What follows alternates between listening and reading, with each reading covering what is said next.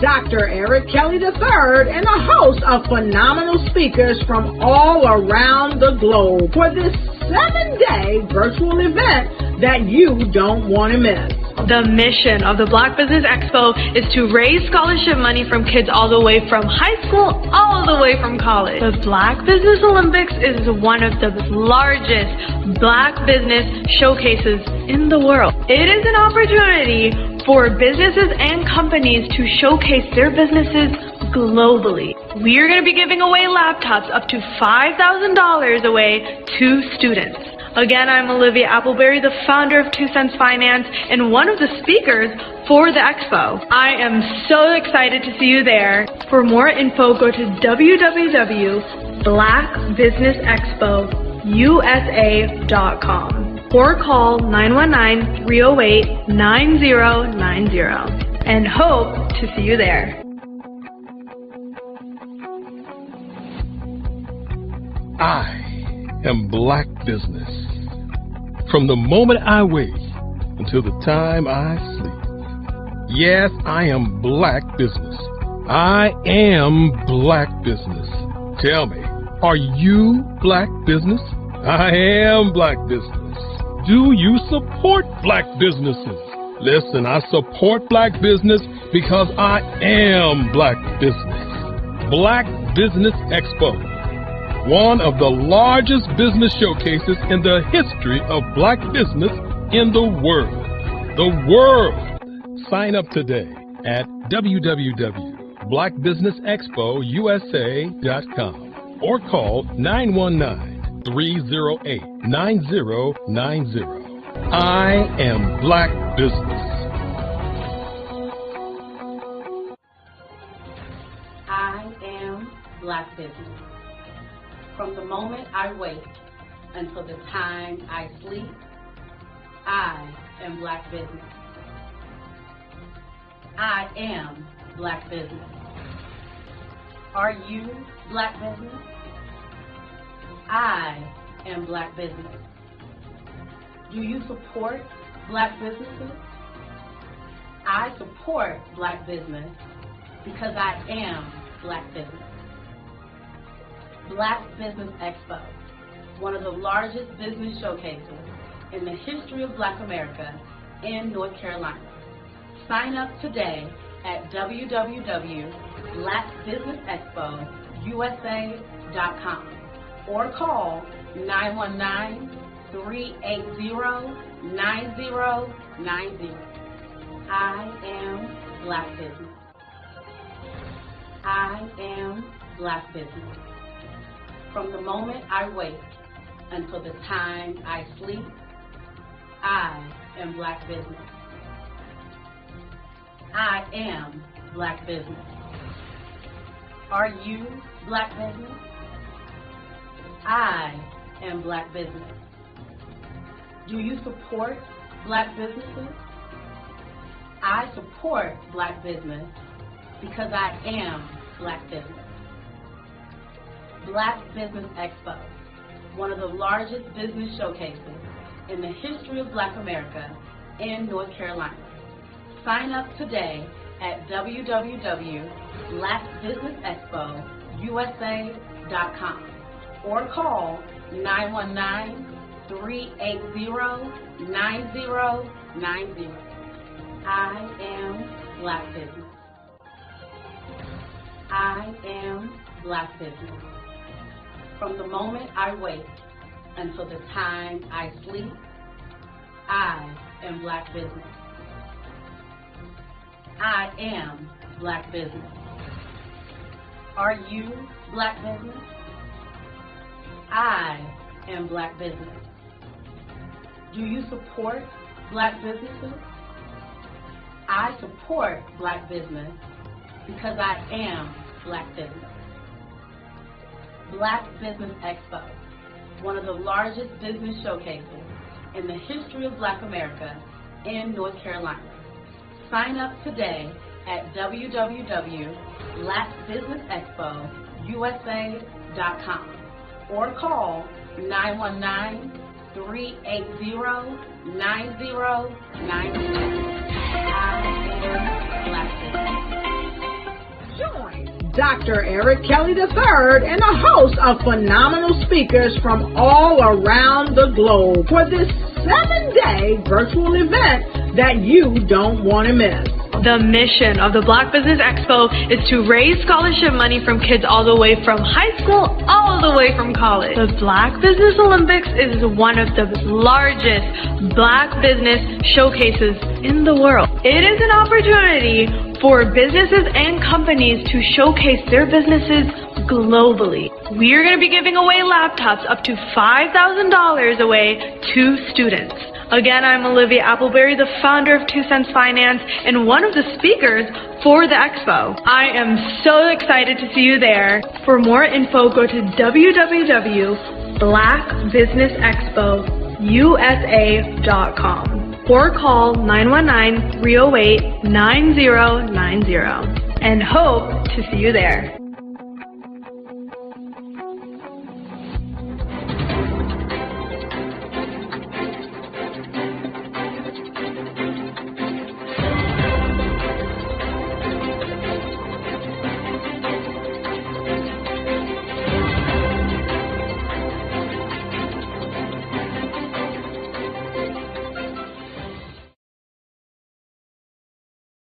Did you know Black women are the fastest growing group of entrepreneurs?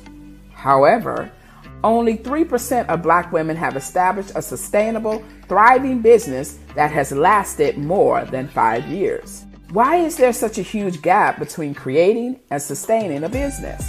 Common obstacles like money and resources, but on a deeper level, self-doubt, lack of support, undervaluing self, stress and overwhelm, relationship challenges, health challenges, work-life imbalance, and unsure of purpose and passion. Meet Milani Shani Global. Our mission is to provide life, love, and business coaching for women who are leading the way and want to improve mental and emotional health and well-being by managing stress, anxiety, creating work-life balance, increasing confidence, revealing purpose, and putting themselves first so they can use their authentic gifts and make an impact in their community. When you enroll in our coaching systems and programs, you will discover how to activate your passion and personal fulfillment, unleash and align your natural gifts and talents with winning strategies, master your mindset and release stress and overwhelm, procrastination, and self-doubt. You are not alone. Our professional certified team of coaches use unique and one-of-a-kind advanced coaching tools to ensure that you excel in the areas of mental and emotional well-being, leading with confidence, relational wealth, and stress management. Put yourself first today and take your next step towards well-being and igniting your authentic success. Milani Shani Global, a company by women for women for over 35 years. Visit us at www.msglobal1.com or call 704-313-9132 and enroll in one of our programs to get started today.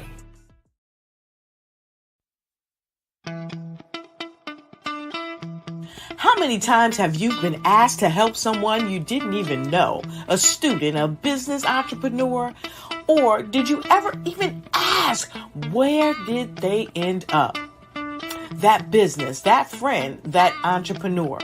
Well, just maybe they ended up in a gang, bankrupt, homeless, or worse, dead. Maybe they turned to crime, drugs, and alcohol. Did you ever wonder? Did you destroy their dream, or was your life always so easy? At the Black Business Olympics, we started a movement to help students complete. Give them hope and foster success. Help them to leave their dreams of providing laptops, computers, and up to $5,000 in scholarship funds. Today, we ask you to help a student, a business owner, or an entrepreneur to realize their dream by sponsoring them, supporting them, and buying from them. Consider this. With $1.6 trillion in our Black community, we only ask for a small donation for our students, our businesses, and our entrepreneurs. And you can change a life today. So I ask you, what are you going to do? Sit on the sideline and watch our students in high school be losers, miss out on their dream from lack of resources? Or are you going to donate to the movement and change their future and yours as well? Give us a call today at 919-308-9090. Change their life by investing with action to the Black Business Olympic Fund. The Black Business Olympics, one of the largest business showcases of Black business in the history of the world.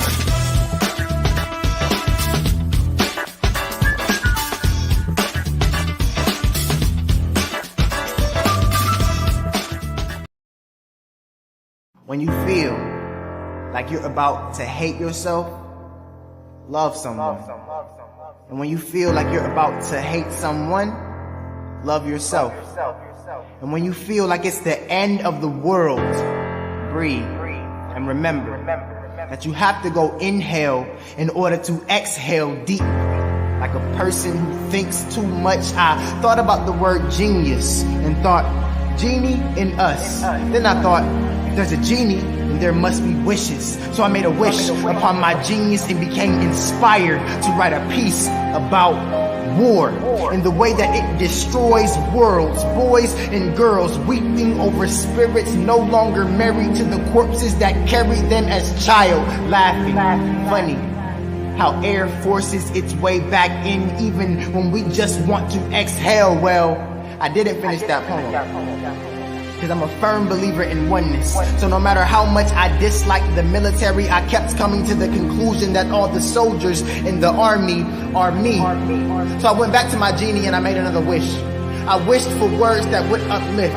The genie sent me poems that sounded more like spaceships, because you know we've been working this great shit and we ain't made shit. I wished we could fly us a spaceship that fly so high that we no longer need to exhale, because we in heaven fly so far and so fast into outer space that we end up turning into energy. G for genius, for genie, for magic, as you are, as you were, and as you always will be, made of the same star that you see as far, but in fact so close enough for us to shoot for, because Lord knows we need something to shoot for, because too often we are shot at. We gotta pay attention to buy time, to train ourselves to shoot back, not like bullets but like stars. Make wishes on the genie that you are, the genie in us, the genius in you, the only person on this earth smart enough to make the dreams that you hope for come true.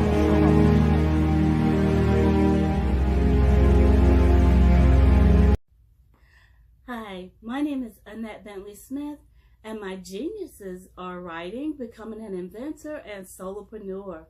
I self-published 14 children's books, as well as invented a plush toy and bed sheets that centers around reading and being read to. The trademarked and patent-pending plush toy will play 5 of my stories, soothing music, and you can record your own stories, songs, and messages using your own voice via the USB port.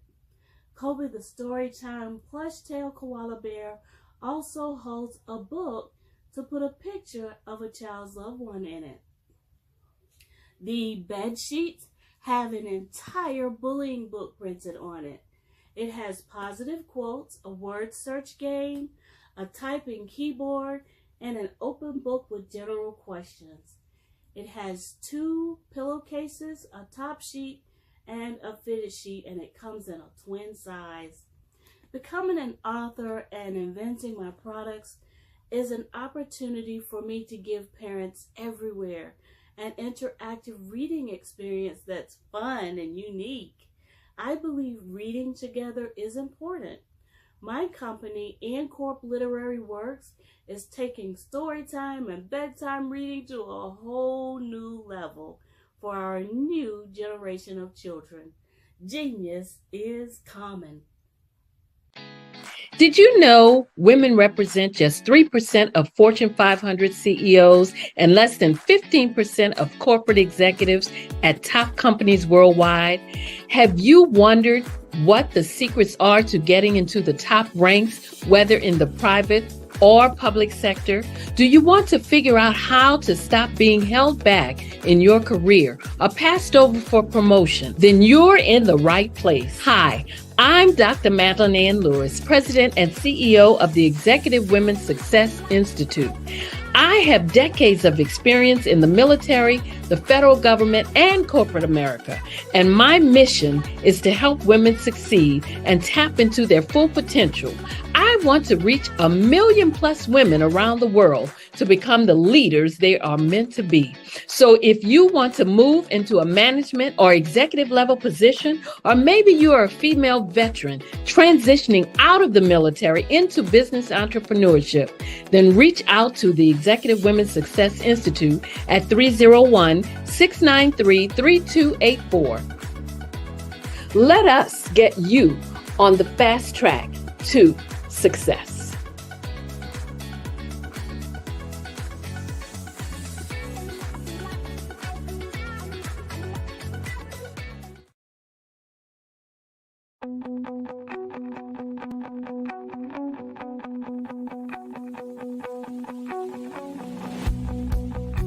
I am Black business. From the moment I wake until the time I sleep.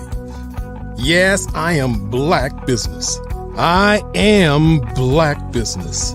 Tell me, are you Black business? I am Black business. Do you support Black businesses? Listen, I support Black business because I am Black business. Black Business Expo, one of the largest business showcases in the history of Black business in the world. The world! Sign up today at www.blackbusinessexpousa.com or call 919-308-9090. I am Black business.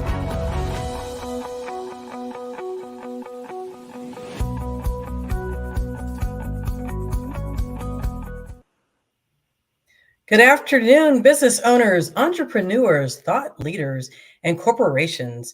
Welcome to the Black Business Network. My name is Bettina Bird Giles. I am your business moderator for today on the Black Business Network, which is a 24-hour business network showcasing Black businesses, business owners, entrepreneurs, and thought leaders worldwide. We have speakers from North Carolina, London, Singapore, Africa, Japan, and cities all over the USA. The Black Business Network is a global community sharing its business knowledge to empower, inspire, and educate businesses about business. Our keynote speaker is Helen V. Hicks. Helen V. Hicks is a licensed professional counselor with her own private mental health practice and podcast called What Would Helen Say?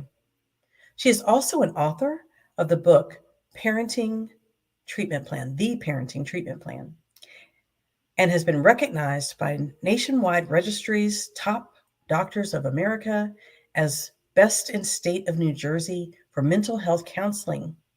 In conjunction with her book, Helen also teaches an online class for parents who like to create their own power struggle-free parenting experience. I present to you Helen V. Hicks. Thank you, Bettina. That was a wonderful introduction. Genius is common, and I'll see you on the other side. All right.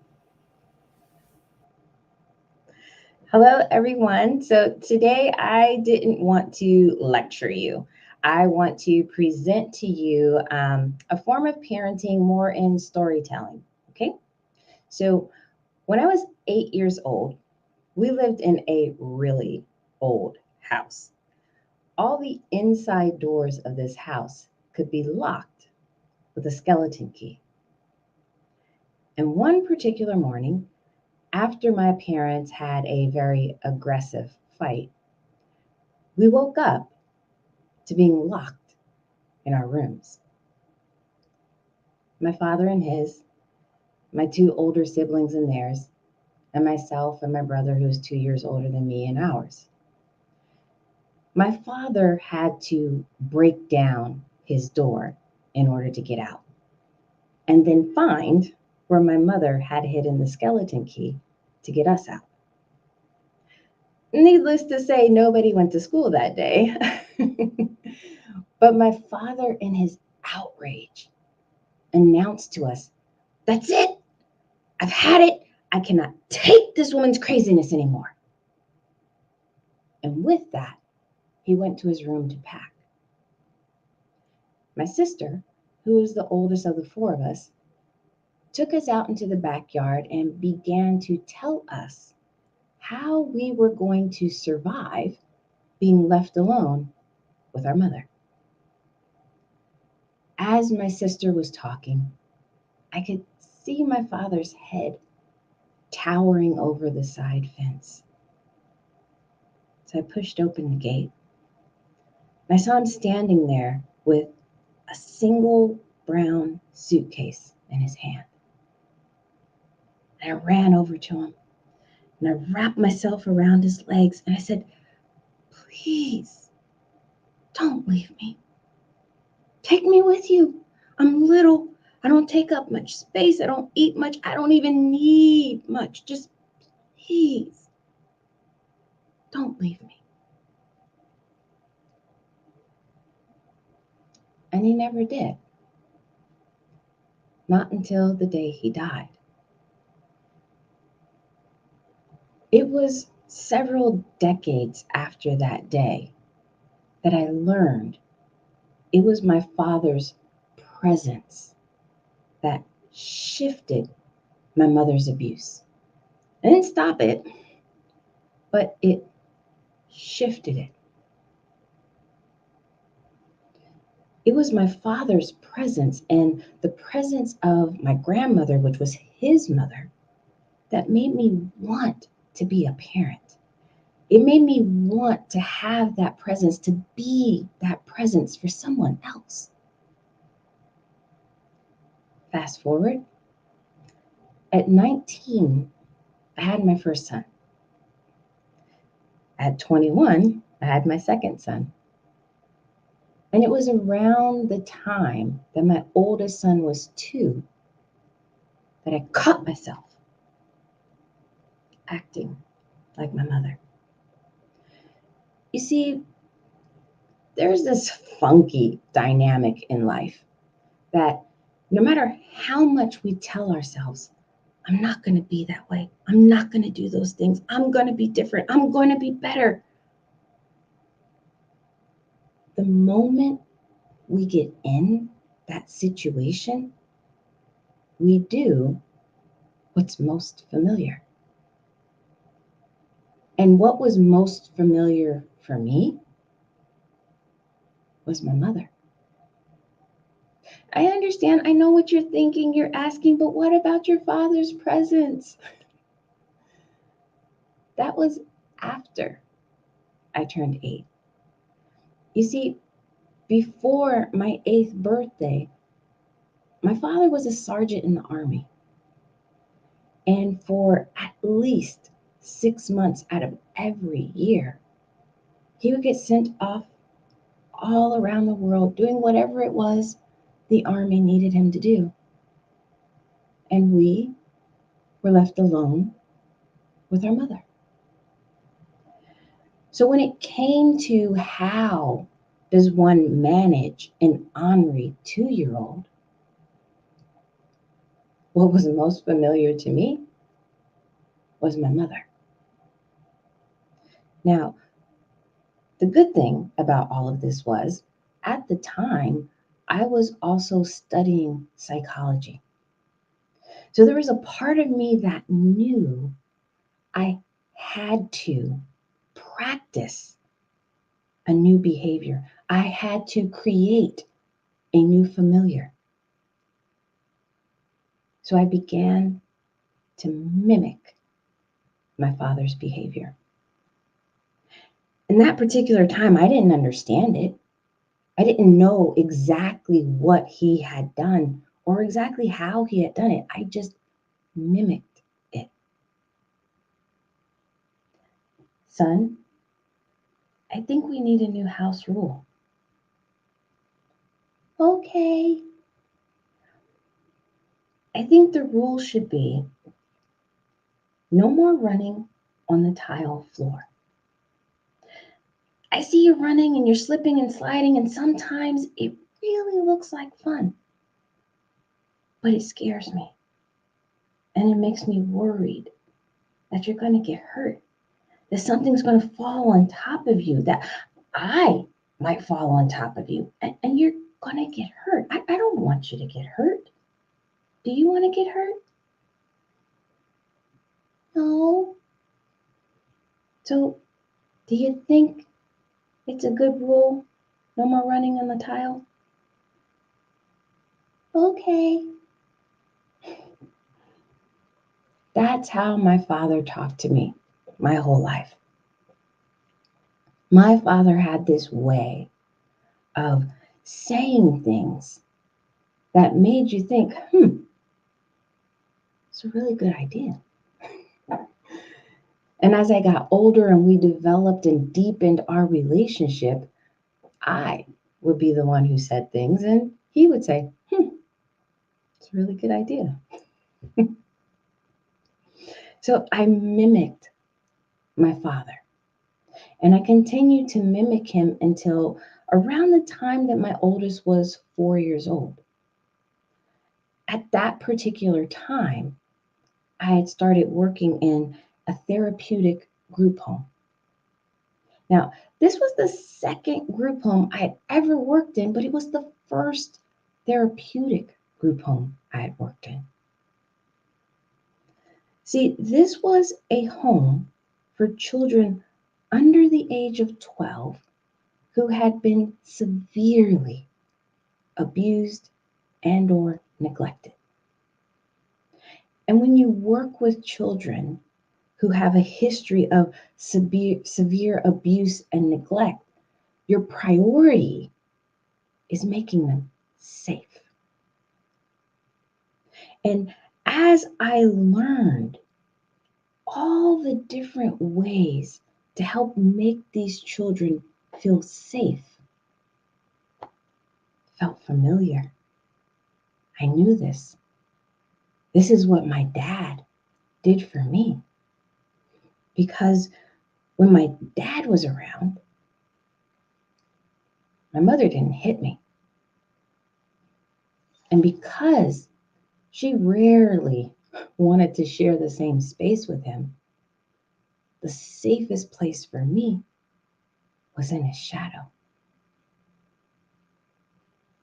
So as I learned things from this group home, I took all this stuff that I learned and I applied it to every place I worked after that. Assess for safety, modify the behavior.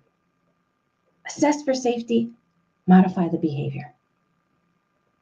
And I did this over and over and over again until I met this boy. It's a little 8-year-old, and his mother had brought him in to see me because he had a list of undesired behaviors that were taking place at home and at school. His mother thought that perhaps these behaviors were linked to the fact that she and his father were separated and were planning on getting a divorce. She was also concerned that he had been exposed to some mild domestic violence issues. So as the mother was going through all these different behaviors this little boy had been engaging in, I looked at him And the look on his face wasn't shame, it wasn't guilt, and it wasn't remorse. He was proud.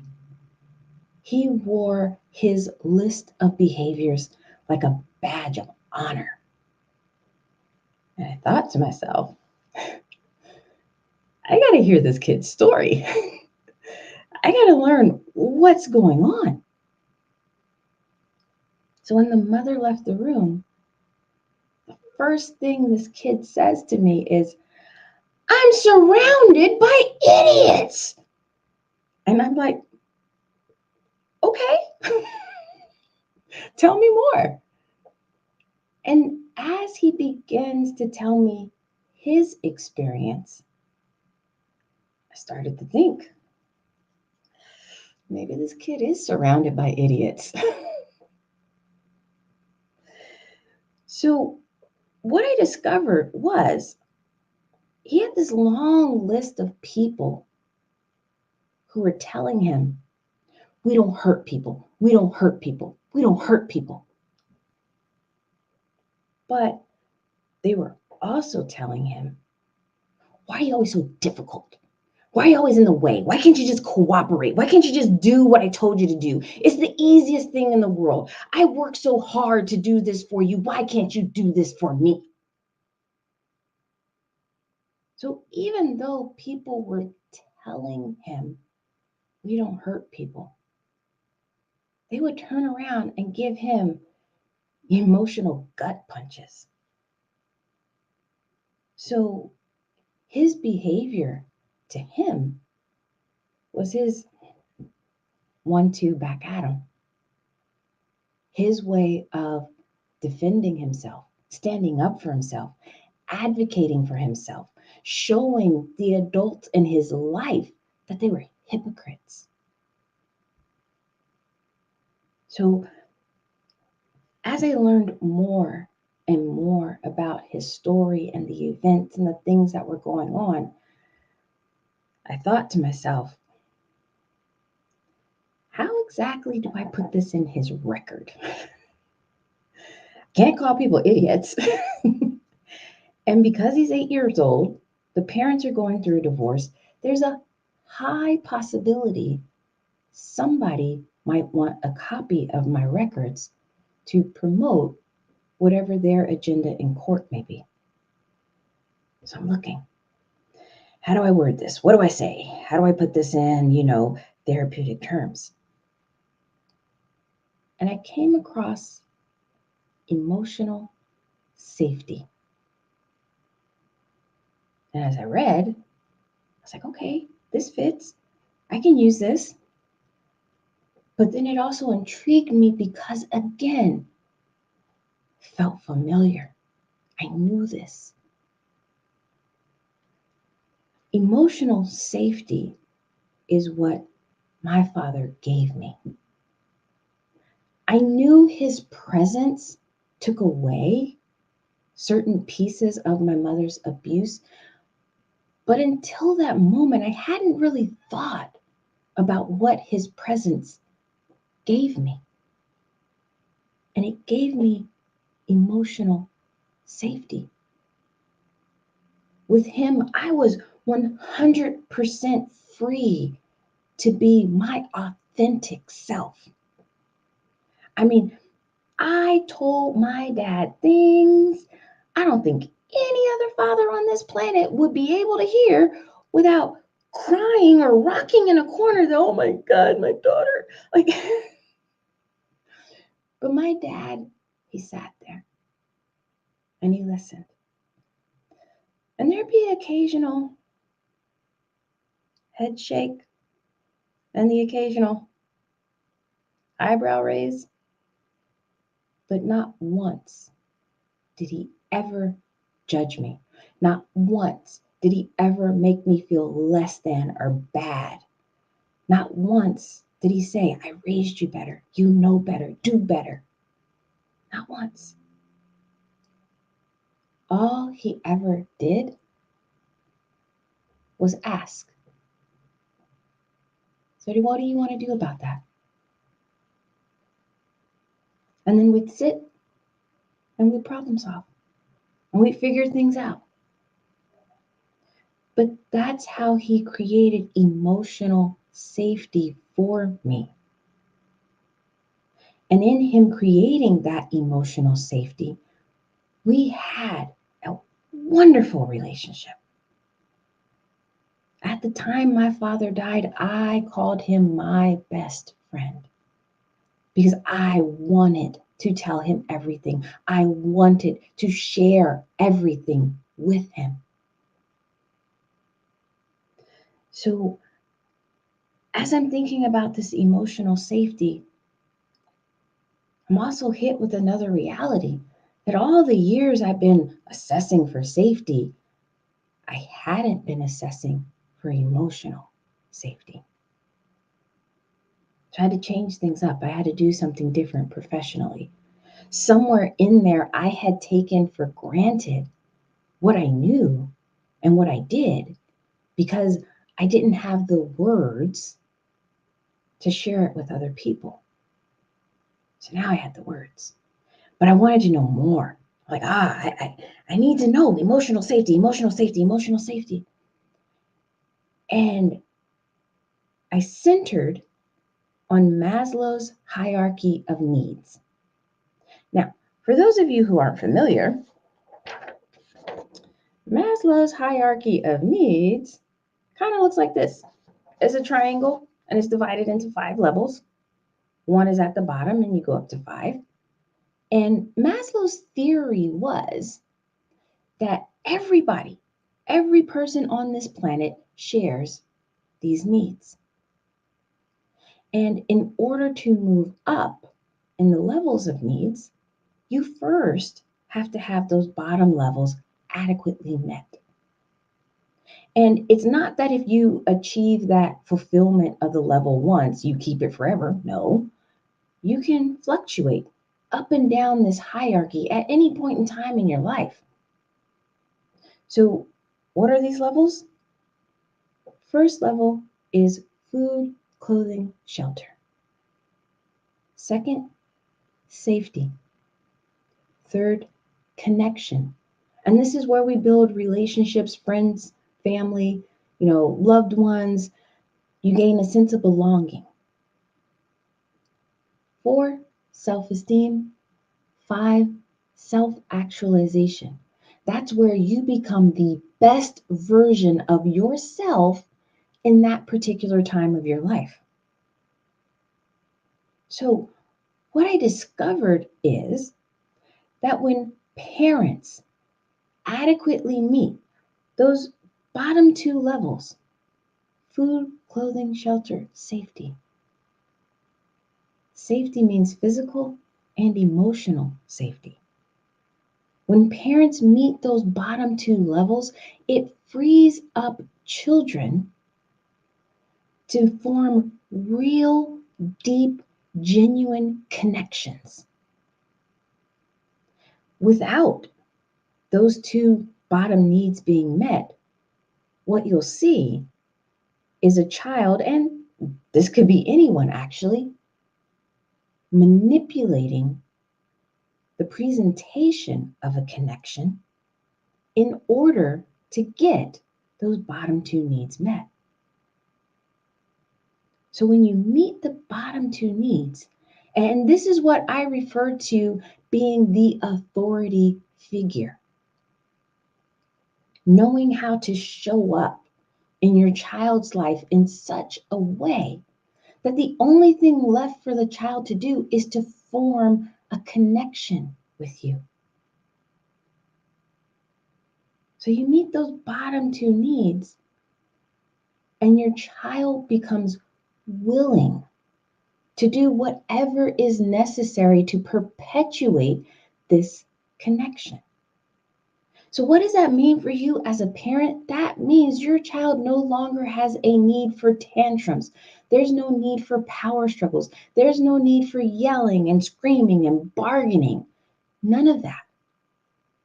Your child will show up in whatever way is necessary to perpetuate this genuine connection. So just a quick sidebar. towards the end of my father's life, at that point, I had had 3 sons. I currently have 5. But I had 3 sons. I was working full time. And he was in and out of the hospital. Without him asking, I get up at 5 o'clock in the morning. I go to the gym. I come back, get the kids off to school. After I get them to school, I go to the hospital and I spend time with them. From there, I go to work and I'd spend my whole 8-hour day at work, come back home, check the kids' homework, get them dinner, take them to the hospital to see their pop, take them back home, get them ready for bed. Then I go back to the hospital one last time to see him before visiting hours were over. And I get up the next day and I do it all over again. He never asked me to do that. And as a matter of fact, he asked me not to. But I did it because I wanted to perpetuate that connection.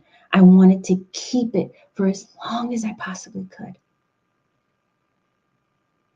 So in preparation for speaking to all of you today, I did some research because I really wanted to present some stats and ooh and ah everybody with, all this importance of emotional stability.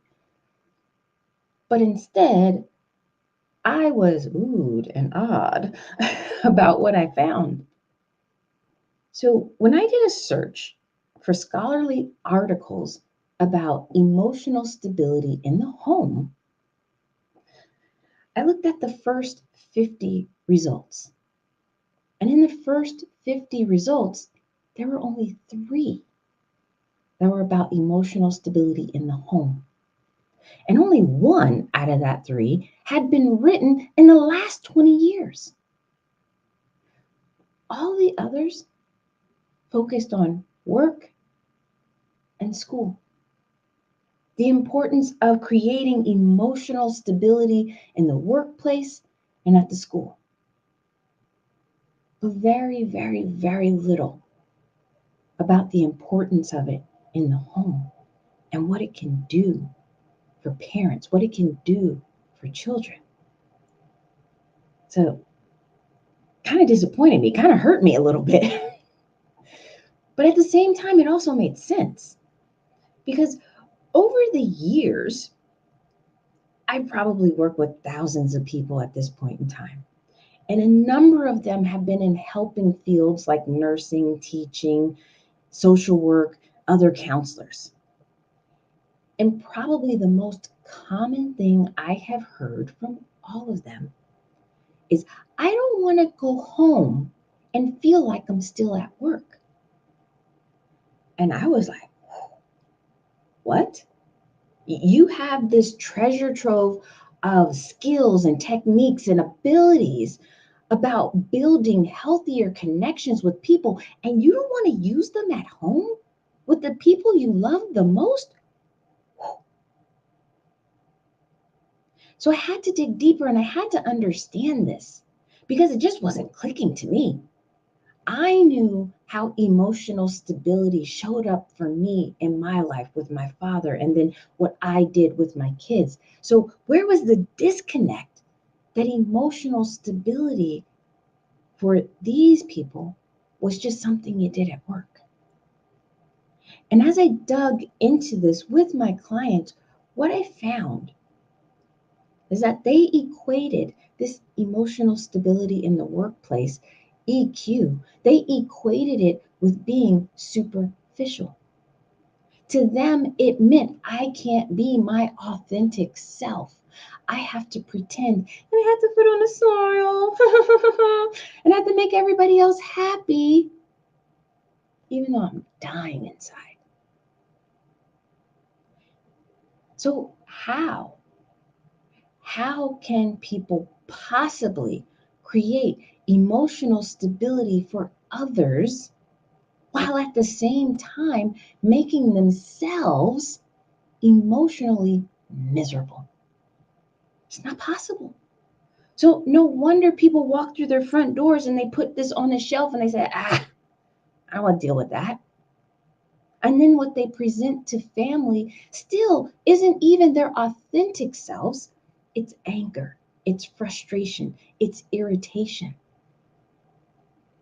And people will say, well, that's how I feel. And I know it's how you feel. And I never invalidate anybody's feelings. You have a right to feel however you feel.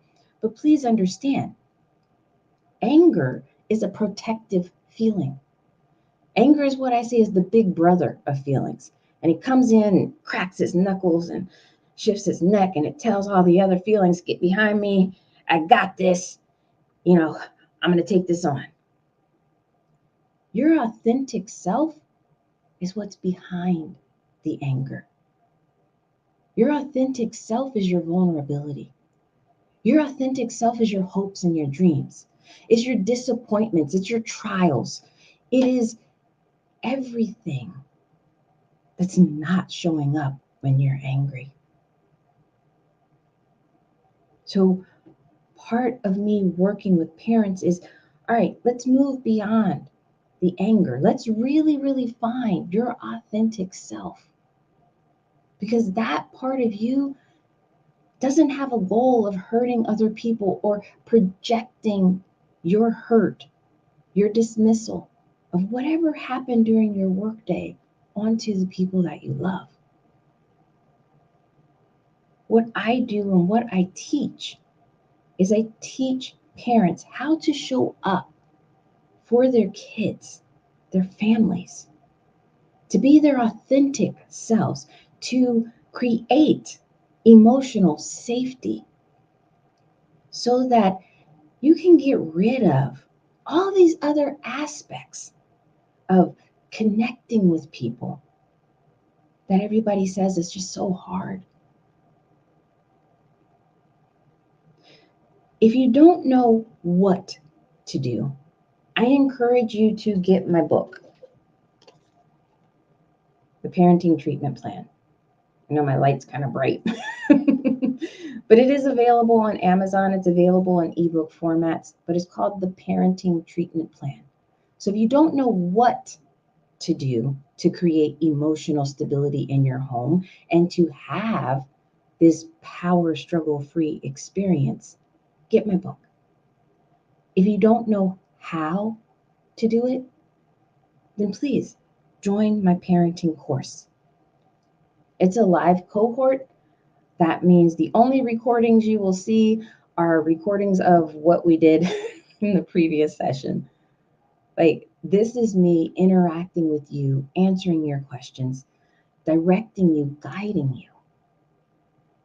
Because I want all of us to be healthy people, have healthy communities. So just a little bit here. If you're not quite convinced just yet as to why this is important, I'll share this with you. So I have 5 sons. They're 29, 27, 23, 15, and 12. With my 15 and 12-year-olds, I can count on one hand the number of times I have needed to discipline them in the last 3 years. If you want that experience, I want to help teach it to you. I want you to be able to enjoy your children, watching them grow, being a part of every aspect of their lives, being a part of them willingly bringing you into their lives. And it requires 5 steps. And again, my book, my course goes into great detail of what this is because, again, I don't want to use this time to lecture you. Step 1, be consistent. And I mean that in every possible way that you can be consistent. Have a schedule for your home so your kids know what time they need to get up. They know what time they're having breakfast, lunch, dinner. They know who's doing what in the house, who's responsible for what in the house. Because consistency builds trust. Consistency allows your children to move out of that world of anxiety, obscurity, guess, and worry, and it allows them to master their environment. Mastery leads to self-confidence, which leads to emotional stability. So step one is consistency. I tell parents all the time, even if you are a bad parent, if you are consistently a bad parent, you're still doing a better job. You're doing less damage. Number two, nurture. And this is where that perpetual guessing game of parenting comes into play, because every child is different. Nurture is about tuning in to that particular child's needs and learning how that child needs you to fulfill it. Three, guidance. Guidance is about teaching your children how the world works. It is your job to prepare them for what's going to be expected of them at school, in the workplace, even in the community as a neighbor. And part of guidance is also discipline, because kids are going to be kids. They don't automatically know what they should do, and it's your job to teach them. 4, listen. I like the saying that you have 2 ears and 1 mouth because you should listen twice as much as you speak. You don't know what you don't know. You don't know how to meet your child's needs and how to nurture them unless you listen. 5, talk.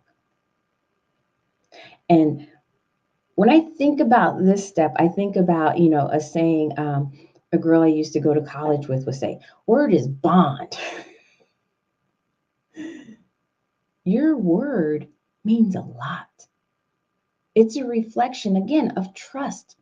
Are you going to do what you say you're going to do? Are you going to show up when you said you're going to show up? Are you going to do all the things that you said you're going to do? These are the 5 steps. Hey. Hey. Keep going. I wish I could, but I know my time is up. I'm off script. Goodness gracious. As you knew, coming into this, I'm the mother of a 16-year-old, and I am a bit discombobulated. Your presentation was so powerful. Thank you. So let me get back on target here. My goodness. Oh my gosh. Your story and how you have used your experience to share with other parents, and then allowing us, which I'll be on as soon as possible on your virtual group, to share with one another on how to be better parents. And even wondering, one of the fellowships that I'm participating in, there are a lot of people who had been in foster care, and they said they would have preferred to stay with that parent than to be placed in foster care. And when you said even a quote bad parent that's consistent is desirable, just blew my mind. So I dropped all my papers on the floor. So I'm probably going to be fired from moderating from this point on. I'm sure Dr. Kelly will have mercy on you. You said you've moderated before, but oh my gosh, I'm just so full and overwhelmed, and I want everyone to hear about it. I was just thinking about all the people that I want to know more about what you're doing. I'm actually supposed to be at a screening of The Little Mermaid right now with the Black Mental Health Institute, which was founded by one of my former students, Dr. Nadia Richardson. Awesome. And so I'm putting all these things together in my mind. So let me get back to where I'm supposed to be, because I've got 3 more hours to go. It's all right. I'll help you I with get off wrapping it up. task with every speaker. My goodness. But anybody who wants more information about my book, my parenting course, please go to my website. It's www.helenvhickscounseling.com. And tell us the name of the book again. It is called The Parenting Treatment Plan. The Parenting Treatment Plan. Yes. All right. Okay. Thank you for helping me get back on track here. No problem. Genius is common. And I hope to see you on the other side. Yes. Thank you. All right. Oh my goodness. I am so, gosh, y'all, I just cannot tell you how full I am from this conversation. And as I said, I dropped all of my notes, and I'm supposed to be talking about our scholarship and donating to our scholarship. And so I'm trying to find those notes that have all the information on them, and also making sure that our sponsors are aware, that you're aware of all the people who have sponsored. The Black Business Expo's mission is to raise funds for high school seniors going to college or K through 12 entrepreneurs. This expo is a fundraiser for students. Please, you may go to www.blackbusinessexpousa.com to donate to the scholarship fund, or use the Cash App at $BBXUSA. Our goal is to give laptops and up to $5,000 to 10 students. Students can register online at www.blackbusinessexpousa.com. Every dollar counts. Please donate to the Black Business Expo USA Scholarship Fund.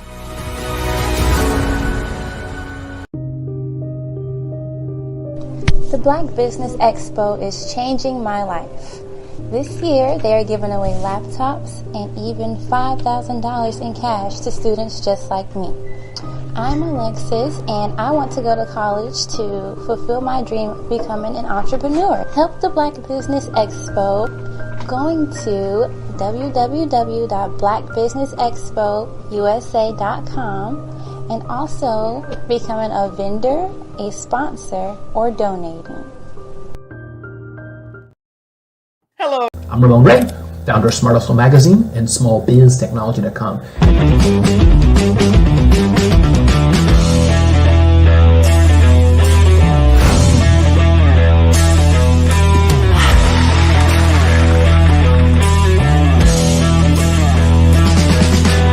You're here today to celebrate small business success. Stand up on your feet. You rocked the house. Hey, thank you. It was amazing. Didn't we learn? For me, success comes from failure. One thing not to do is shake somebody's hand like this.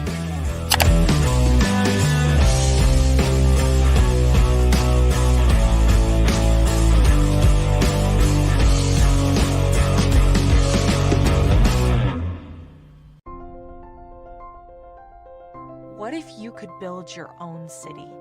A place where every child can find nurturing people to help them achieve their full potential.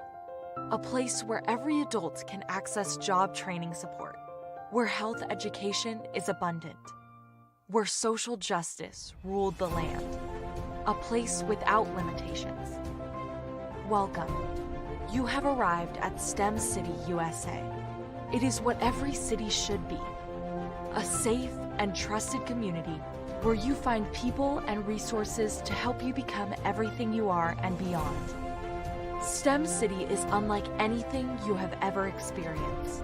It is a digital twin of the world around you, only better.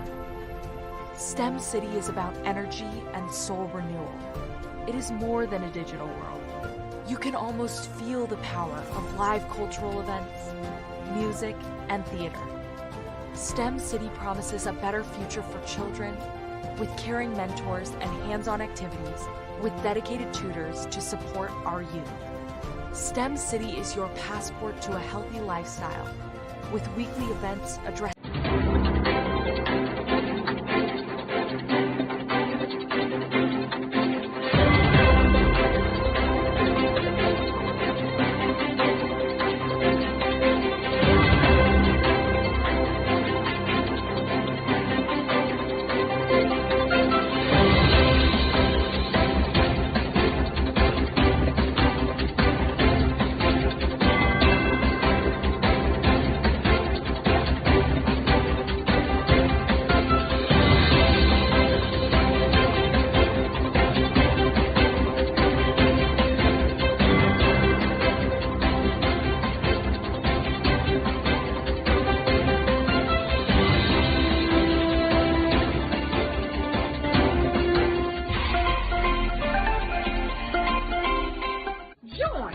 Dr. Eric Kelly III and the host of phenomenal speakers from all around the globe for this 7-day virtual event that you don't want to miss. The mission of the Black Business Expo is to raise scholarship money from kids all the way from high school all the way from college. The Black Business Olympics is one of the largest Black business showcases in the world. It is an opportunity for businesses and companies to showcase their businesses globally. We are going to be giving away laptops up to $5,000 away to students.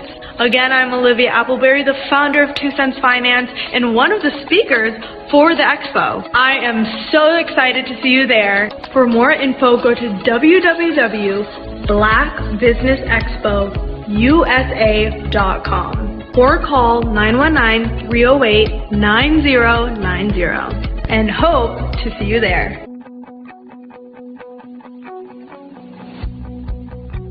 I am Black business. From the moment I wake until the time I sleep. Yes, I am Black business. I am Black business. Tell me, are you Black business? I am Black business. Do you support Black businesses? Listen, I support Black business because I am Black business.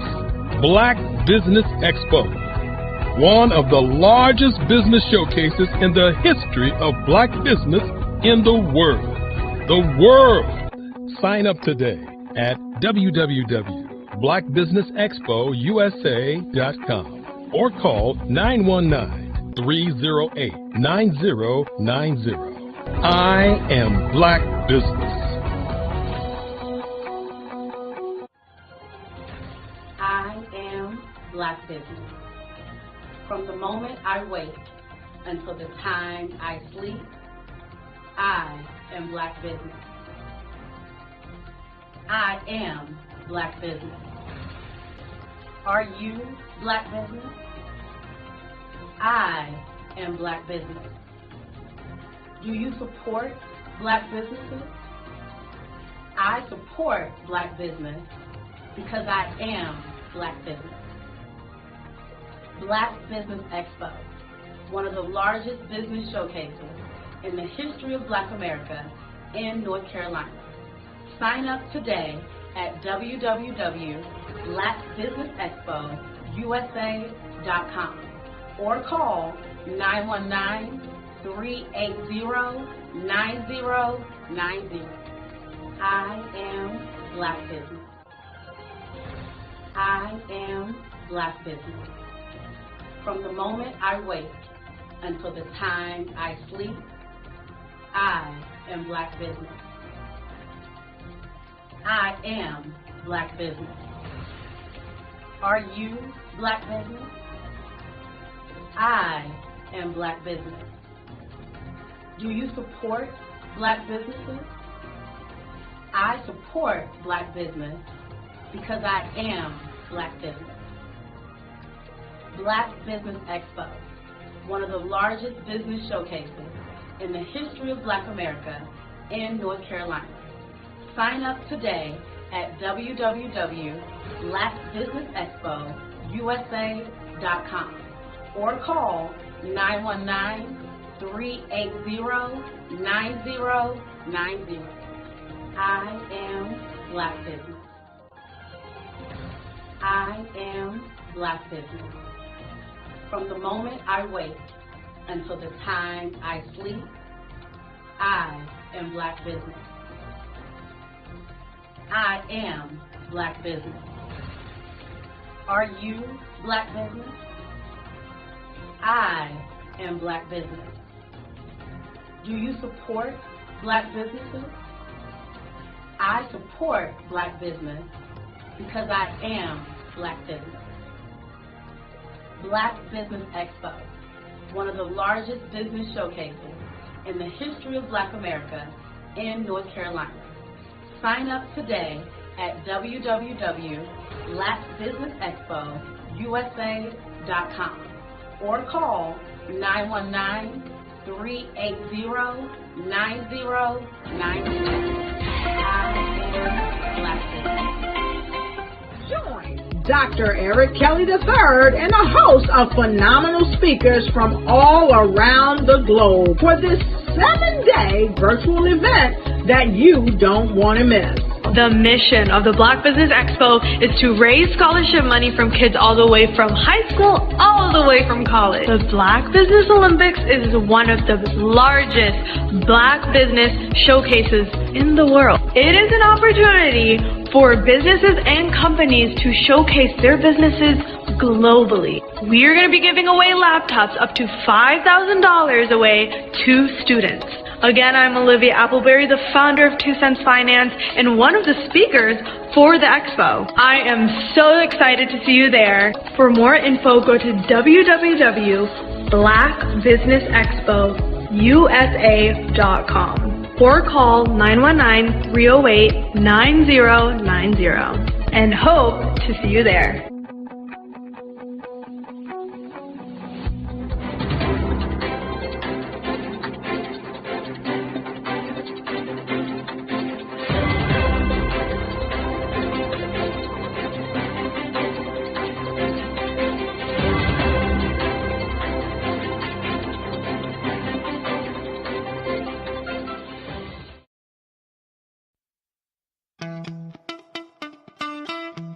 How many times have you been asked to help someone you didn't even know? A student, a business entrepreneur?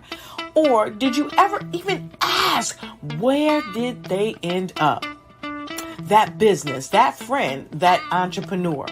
Well, just maybe they ended up in a gang, bankrupt, homeless, or worse, dead. Maybe they turned to crime, drugs, and alcohol. Did you ever wonder? Did you destroy their dream, or was your life always so easy? At the Black Business Olympics, we started a movement to help students complete. Give them hope and foster success. Help them to leave their dreams of providing laptops, computers, and up to $5,000 in scholarship funds. Today, we ask you to help a student, a business owner, or an entrepreneur to realize their dream by sponsoring them, supporting them, and buying from them. Consider this. With $1.6 trillion in our Black community, we only ask for a small donation for our students, our businesses, and our entrepreneurs. And you can change a life today. So I ask you, what are you going to do? Sit on the sideline and watch our students in high school be losers, miss out on their dream from lack of resources? Or are you going to donate to the movement and change their future and yours as well? Give us a call today at 919-308-9090. Change their life by investing with action to the Black Business Olympic Fund. The Black Business Olympics, one of the largest business showcases of Black business in the history of the world.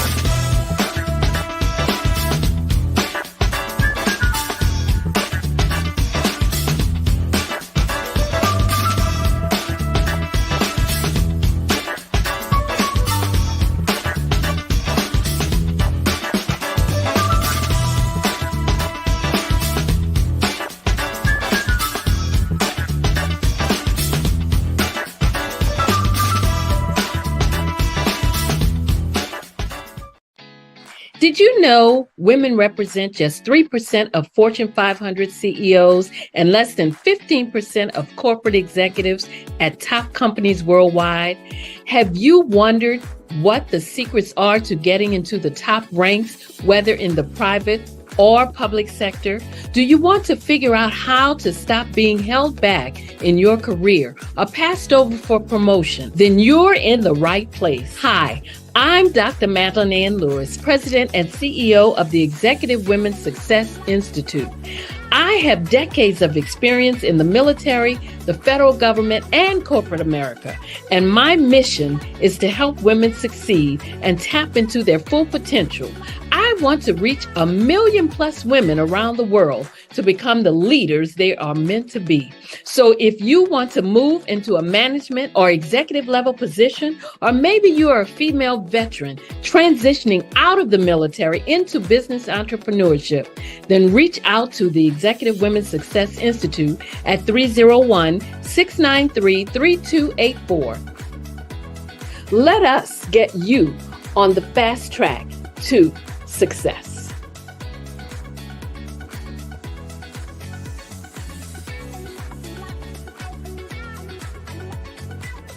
Hi, my name is Holly Bird Miller, and I am the Brand and Beauty Ambassador for the Geniuses Common Movement. I have 27 years in sales, marketing, business development, branding, and brand strategy. So my genius is common. What got me into the love of branding and beauty is I love to allow our professional clients to look like the best version of themselves, to elevate their executive presence. So I've surrounded myself with a global team of videographers, photographers, hairstylists, makeup artists, wardrobe stylists, social media managers, and brand strategists to make sure that we are your one-stop branding agency. So I am so proud to be the brand and beauty ambassador for the Geniuses Common Movement. My genius is common.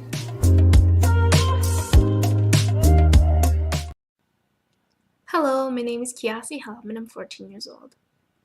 I think my genius would probably have to be setting goals and achieving them. I say this because ever since I was young, I always wanted to be an author, and at age 11, I ended up achieving this. But not only did I end up becoming an author, I ended up becoming a public speaker, a publisher, a business owner, all these great things. The name of my business is Written by Kids Publishing Company. I decided to start this company because I thought it was important for me to help kids my age express themselves through literacy and just achieve their own goals. Because to me, achieving goals is the best thing in the world to feel. It's you just achieving things and aspirations that you set for yourself. And I know that everybody is capable of this because even if you don't end up achieving the goal, you still tried your best, and that's the most important thing. And everybody is capable of this because genius is common. Thank you. I am a child of the Most High God. He has gifted me in ways that I could not even imagine and didn't know.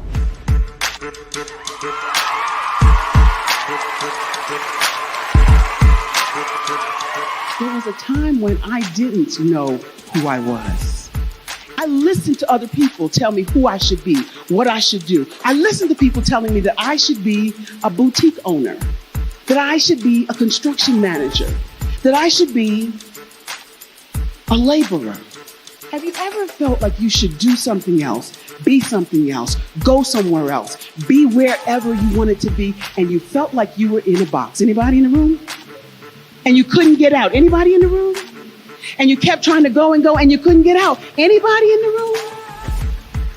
But let me tell you, you need to rock the box. Rock the box.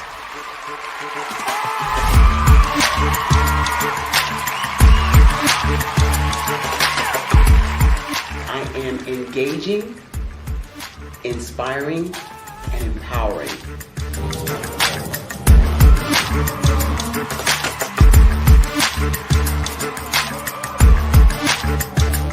I would give you everything I know.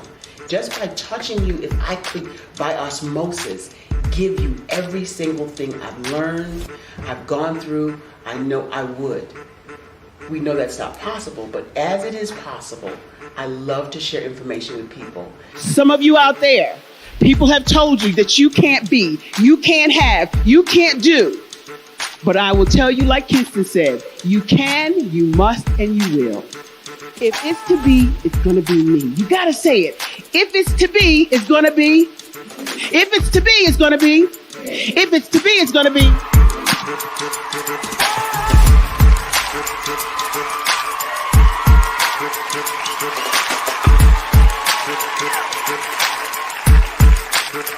Barbara is because she believed what her mama said about her and not what other people told her.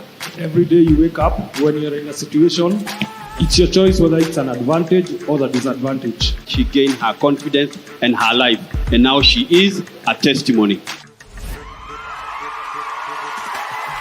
If I can help you elevate yourself, then I feel like I'm elevating my own self as well. What you know and I know together can change the world.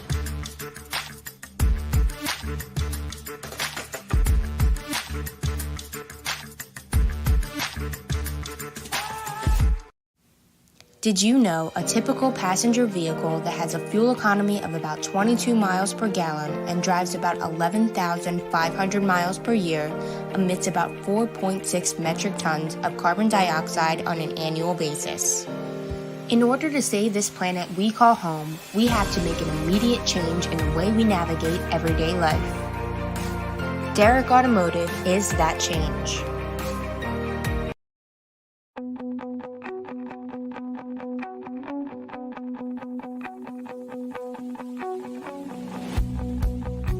I am Black business. From the moment I wake until the time I sleep. Yes, I am Black business. I am Black business. Tell me, are you Black business? I am Black business. Do you support Black businesses? Listen, I support Black business because I am Black business. Black Business Expo, one of the largest business showcases in the history of Black business in the world. The world! Sign up today at www.blackbusinessexpousa.com or call 919-308-9090. I am Black business.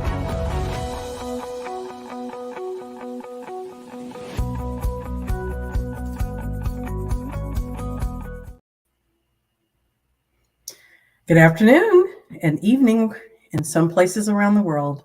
Welcome back to the Black Business Network. My name is Bettina Bird-Giles, and I am your business moderator for this evening. The Black Business Network is a 24-hour business network showcasing Black businesses, business owners, entrepreneurs, and thought leaders worldwide. We have speakers from North Carolina, London, Singapore, Africa, Japan, and cities all over the United States. The Black Business Network is a global community sharing its business knowledge to empower, inspire, and educate businesses about business. Today, I have the pleasure of introducing to you Carol Jinga West.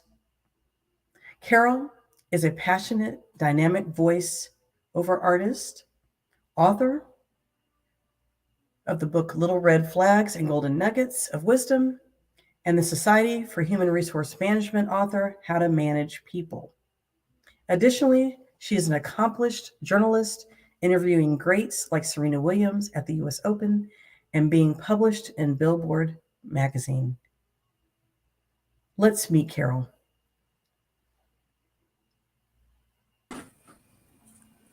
Hi. How you doing? Welcome. Hi, Bettina. How are you? I'm doing great. Looking forward to hearing your presentation. So am I. This will be fun. Well, let's get started. Okay. Well, as you have said, I'm a voiceover artist and an author. And I think today one of the things that I'd really like to focus on is how we can all experience success from crisis. A lot of folks ask me, say, how did you end up getting into something like voiceover? And I say, voiceover and any other type of craft or business, first, you have to have all the normal things, the work ethic, and it has to be something more than just a passing interest. It's got to be a real desire. And so for me, that real desire was born, I think, out of what was a crisis in my life. And so, as Bettina mentioned, I've wrote a book, and it's called Little Red Flags and Golden Nuggets of Wisdom, which is here. And I think what I want to share with you today is some of my golden nuggets from my book. because I think they're useful in any type of relationship building, whether it's business relationship building or personal relationship building. This book is basically born out of my two-time cancer survival and going through a horrific divorce and just finding my way back to real passion and real drive and full health and well-being. So I think that is what I think would be beneficial maybe to discuss today. Let's see. My first golden nugget that I'm going to share, because I have lots of them in here, is be who you are early on and always. Be who you are early on and always. I think sometimes we all have a desire for something, and so we feel like we have to be performative or project something that we're not. And who you are is all that is required. That is enough. You don't have to, I've heard the saying, fake it till you make it. Okay, to some degree I understand where that logic and that thought comes from, but there's only so much of that you can do. Ultimately, you've got to get to a place where you accept that all of you is enough. So being who you are early on and always it will set you up for success, because if you have to undo something that wasn't you, that's only going to stall your growth and your ability to sort of fully be who you are. In voiceover, I'm learning different parts of this discipline as I go. I mean, I'm experienced in that I know how to change my voice or do commercials or different types of, I've been in theater. I used to sing, so I know how to do those things. But there's so many components to the art of voiceover. And I realize, I have this amazing coach, and one of the things he always says is, even when you're doing a voice saver animation, it's still got to be you. It's got to be the real, authentic you. So, as I said, golden nugget of wisdom number 3 in my book is be who you are early on and always. The sister that was on earlier, Helen Hicks, she was talking about consistency in parenting, and I'm inclined to say consistency in everything, whatever it is, whatever your approach is. Of course, it's valuable in parenting, but additionally, if you're approaching a new study, a new discipline, a new job, a new career path, consistency is everything, and that really starts with your personal authenticity. That consistency isn't so hard. I think a lot of people think, well, how will I keep it up? Because it's the real you is much easier to keep up with. Okay, so we're gonna move on to, I think I'm gonna give you golden nugget of wisdom number 6. This is a good one. Be proactive. Find answers for why you are enduring turmoil. Do not allow yourself to rest in your pain. Be agitated enough to seek the way out of it. So it's a lot of pieces in that golden nugget. That's why I think I chose it, and I'm going to repeat it because there are a lot of pieces. It's layered for sure. Be proactive. Find answers for why you are enduring turmoil. Do not allow yourself to rest in your pain. Be agitated enough to seek the way out. Now, this comes from, again, I said to you that the book is about a tumultuous marriage that ultimately ended in divorce while I was working my way through two-time cancer survival and losing a parent. So there were a lot of moving parts, a lot of things going on. And trust me, in the midst of that, there was some pain, there was some agitation. And I'm at this point, I'm really thankful for that agitation, because once you're really agitated or irritated enough about something, something's got to give. You're going to put forth the energy and the effort to figure out why this is happening, and what you have to do to stop it. So I think for me, one of the things that I did, when you talk to someone about relationships, you hear the word, oh, that behavior is sociopathic or psychopathic. And we say it as just part of the normal discourse. It's sort of lingo, but do we really know what those things mean? So I went and looked those things up. And I talk about them. I actually have an entire chapter, I think it's chapter 3, dedicated to talking about sociopathy and psychopathy. And again, I'm not a licensed psychologist. I don't profess to be one, but these are things I have learned out of genuine experience. And how oftentimes we are walking around with personalities that embody sociopathy or psychopathy. We think, oh, it's just someone we see on a documentary on television. But what about the people who are walking around like that, who've never been caught, who've never had, a legal run-in, but that is the personality, excuse me, the personality that you're dealing with. So be agitated enough to figure out what it is you find yourself in, because until you figure that out, you don't know how to handle the situation and move forward. And don't just choose labels for people or situations that you hear in the popular discourse, because in fact, those may not be the most accurate ways to describe what you're going through, what you're enduring, and it certainly won't lead you to a way out. And that's what you're ultimately looking for, because you want to change something that is either painful or irritating in some way. So again, be proactive. Don't just sit there, rest in the pain. I'm a person of faith, and a lot of times you hear, oh, I'm just waiting for God to work it out. Yes, but he's giving you a mind and ability and talents and the wherewithal to use what you have to work your way through.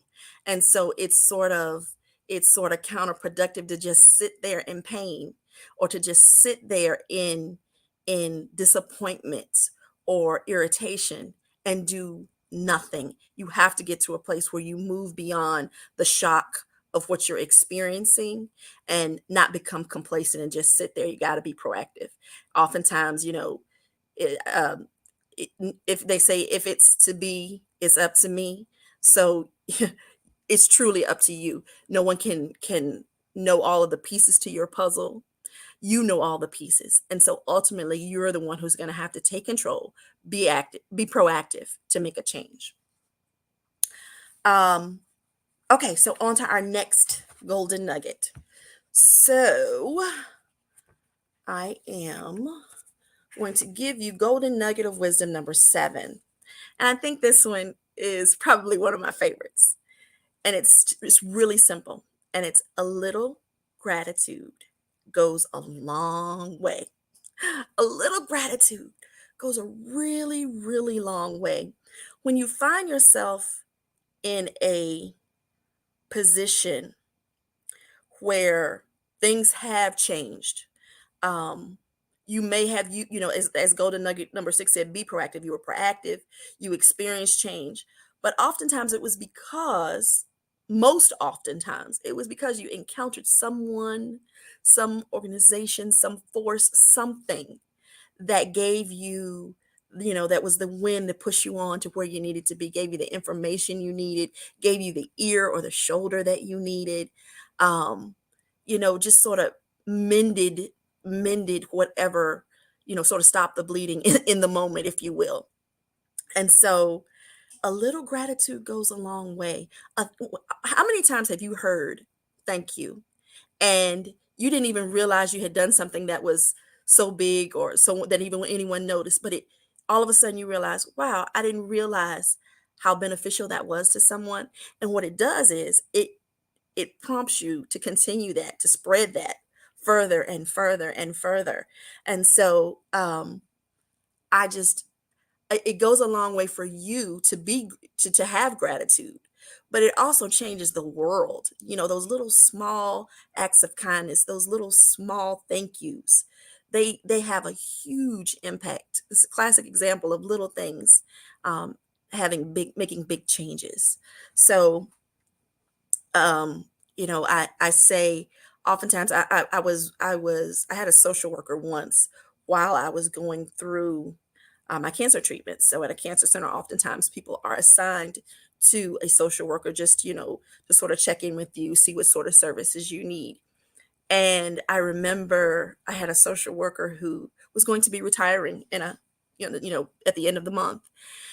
And so, I wished her well, thanked her for what she had done. And then 2 weeks later, I found myself in an appointment and she was, the one that was still there. And she said to me, I realized that once I left, I was never going to be fulfilled in just retirement. So until I was physically unable to do this, I want to continue. I'm not burnt out. It's something that I really want to do. And she said, seeing someone like you coming through the door, always fighting, always being grateful, always being appreciative, gave me exactly what I needed to continue doing this work and basically to continue it benefits me, the person, because before I was just totally unfulfilled those 2 weeks that I wasn't, doing this job. And I go, wow, again, the first golden nugget, what did I say? Be yourself early on and often. I had no idea being myself was affecting this woman in her career. So you see how that all intertwines and it all comes together and, becomes full circle. So a little gratitude goes a long way as we continue to move and shake in this world that we're in. I just often encourage us to stop just for a second. The person that gave you that glimmer of hope, that one small chance that led to something bigger in your career, that thank you for holding the door, whatever it was, for letting you over in traffic, that small little bit of gratitude could change everything down the line. So a little gratitude, it goes a long way, y'all.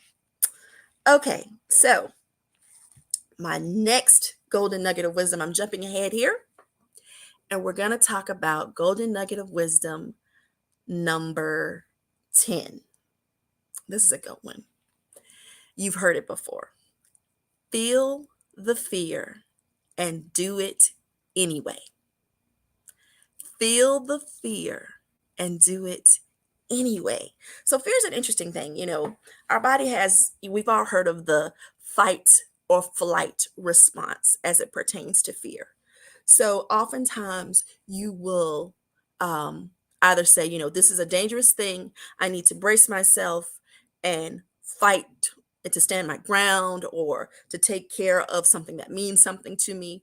Or you assess it very quickly and say, it's so dangerous that flight occurs. I may need to run and get away from this situation because it's too dangerous. And my being away from it is probably best for me and the best way to protect myself or others. So I think sometimes when it comes to relationships, there's a little gray area in this regard. And that's why I talk about in the book, feeling fear, being in a very, very toxic relationship, but also having a child. And I think I know so many people go through this. Am I in a situation that is so dangerous that I need to take the risks of walking that, because there are some risks that come with walking away? Or is it something that I can possibly continue to manage in some way and there will be some sort of change? And it takes some time to come to those assessments. That's why I say it's a gray area and it really in each situation is so individual. But oftentimes you have to just be all in with your own life, be all in with the safety of your children, and you have to feel the fear and do it anyway.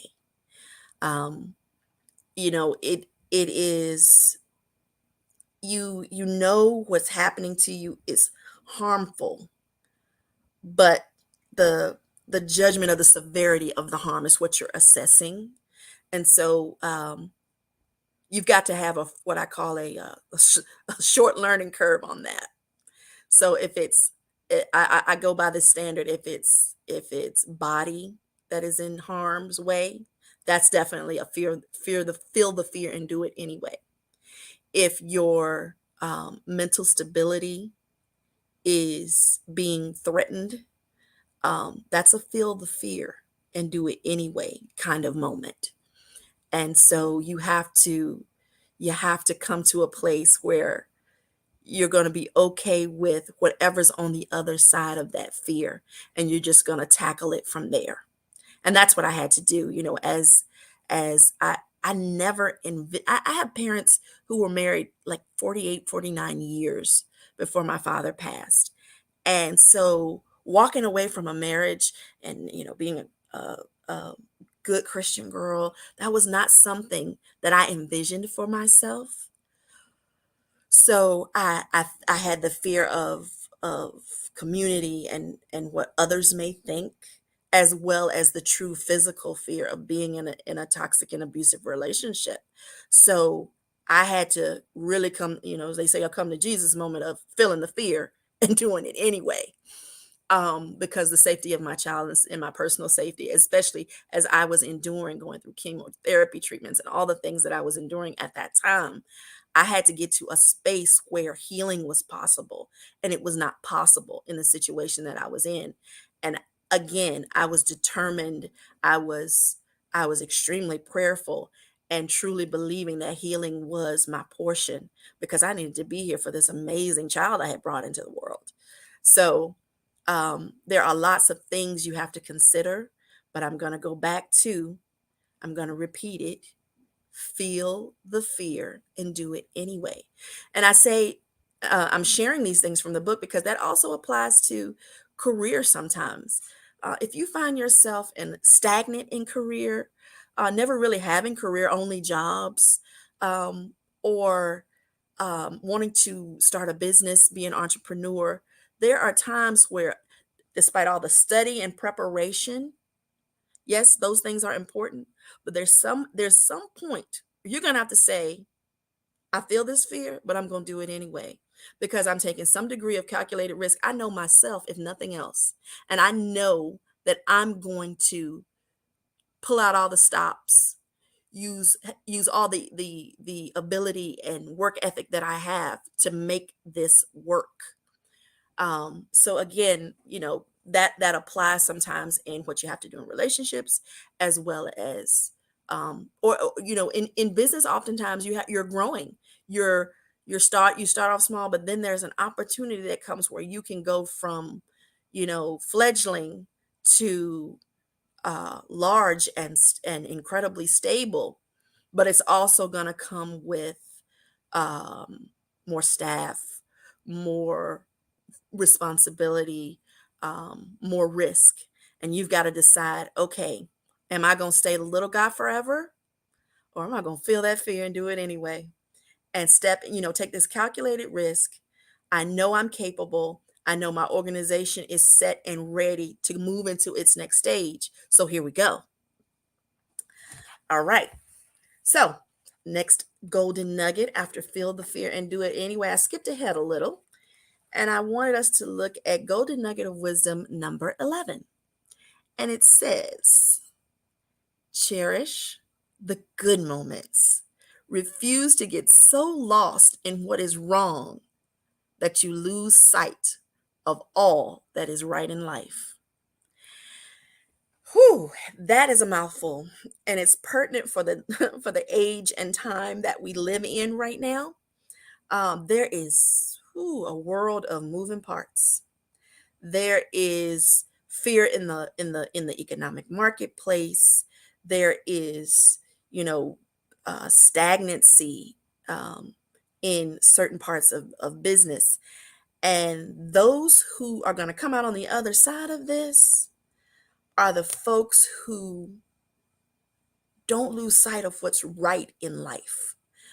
They're not getting so caught up in the statistics and the talking head future predictors that they don't realize, hey, I have good instincts. I have a great business model. I've put in the time, the effort, the energy. And guess what? Guess what? I'm going to refuse to get so lost in what's wrong that I lose sight of what's right. This may be the time where I dig in my heels and say, you know what, I'm really going to make something of this thing, of this effort, of this entity. So, again, cherish the good moments. And then I flip that back away from business to personal. We're all, maybe you're raising a teenager, and there are challenges. They're changing their outlook, they're learning more, their body is changing, everything is happening with them. And so, but then there's that one moment they'll look at you and they'll say, thanks, mom, you're so amazing. Or, I love you, mom. Whatever it is, cherish that moment. Don't get so bogged down in everything they're getting wrong or that they don't understand. So refuse to get lost in what's wrong, that so much so that you forget to see what is right in life. You may have, I'm going to flip back to the work situation, that impossible coworker or supervisor or whomever, manager. But at the end of the day, until you're ready to make your grand exodus, this is your gainful employment. So continue to be who you are. Remember, I said at the beginning, early and always. Continue to be who you are. Strong work ethic, operating in excellence, because those are the skills you're going to take into your next big move, whether it's entrepreneurship, whether it's growing a stage of your business because you have a troubling client, whether it's completely switching careers and reinventing yourself. That's something that I found myself having to do. 4 years of oral chemotherapy treatments forced me out of what I was doing in the workforce. And I had to reinvent myself, come back into something. I'm very passionate about voiceover and theater. These are things that I have done in the past. But get this, I had never really followed those passions because I stuck with what I thought was the safe route or the sure route. And then life happened. And I realized, guess what? Nothing is safe or sure. So why not follow my dreams? Why not follow my passions? And so I found myself, nothing is wasted. All of the experiences I had leading up to that moment, even the bad ones, even enduring my treatments, all of the work experience I'd had before is what I use. It's what fuels the voice that is Carol Jinga West today. So nothing is wasted. So I've learned to cherish that good because it matters so much. Pick all those good pieces you can out of any type of negativity that occurred along the way and use them.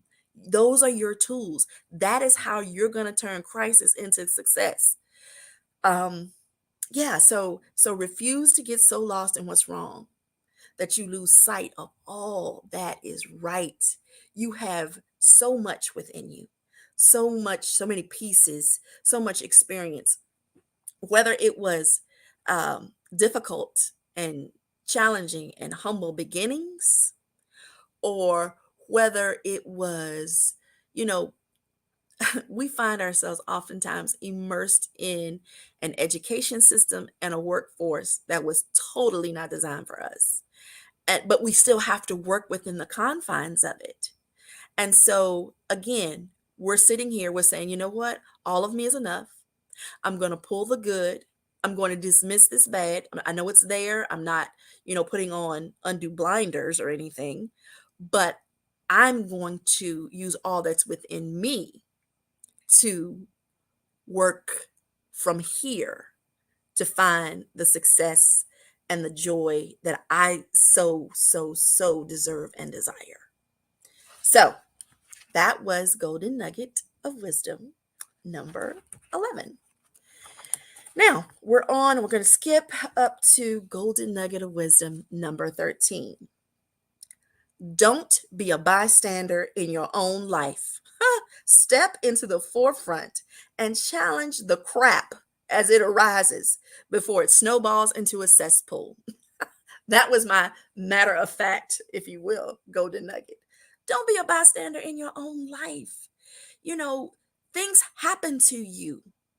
The life comes at you fast, but you again, you get to a place where you have this choice, this inner voice that says, "Hey, wait a minute. This is my life. I'm the driver. I take the reins here. You life is not going to continue to keep happening at me. I'm going to take charge of my life."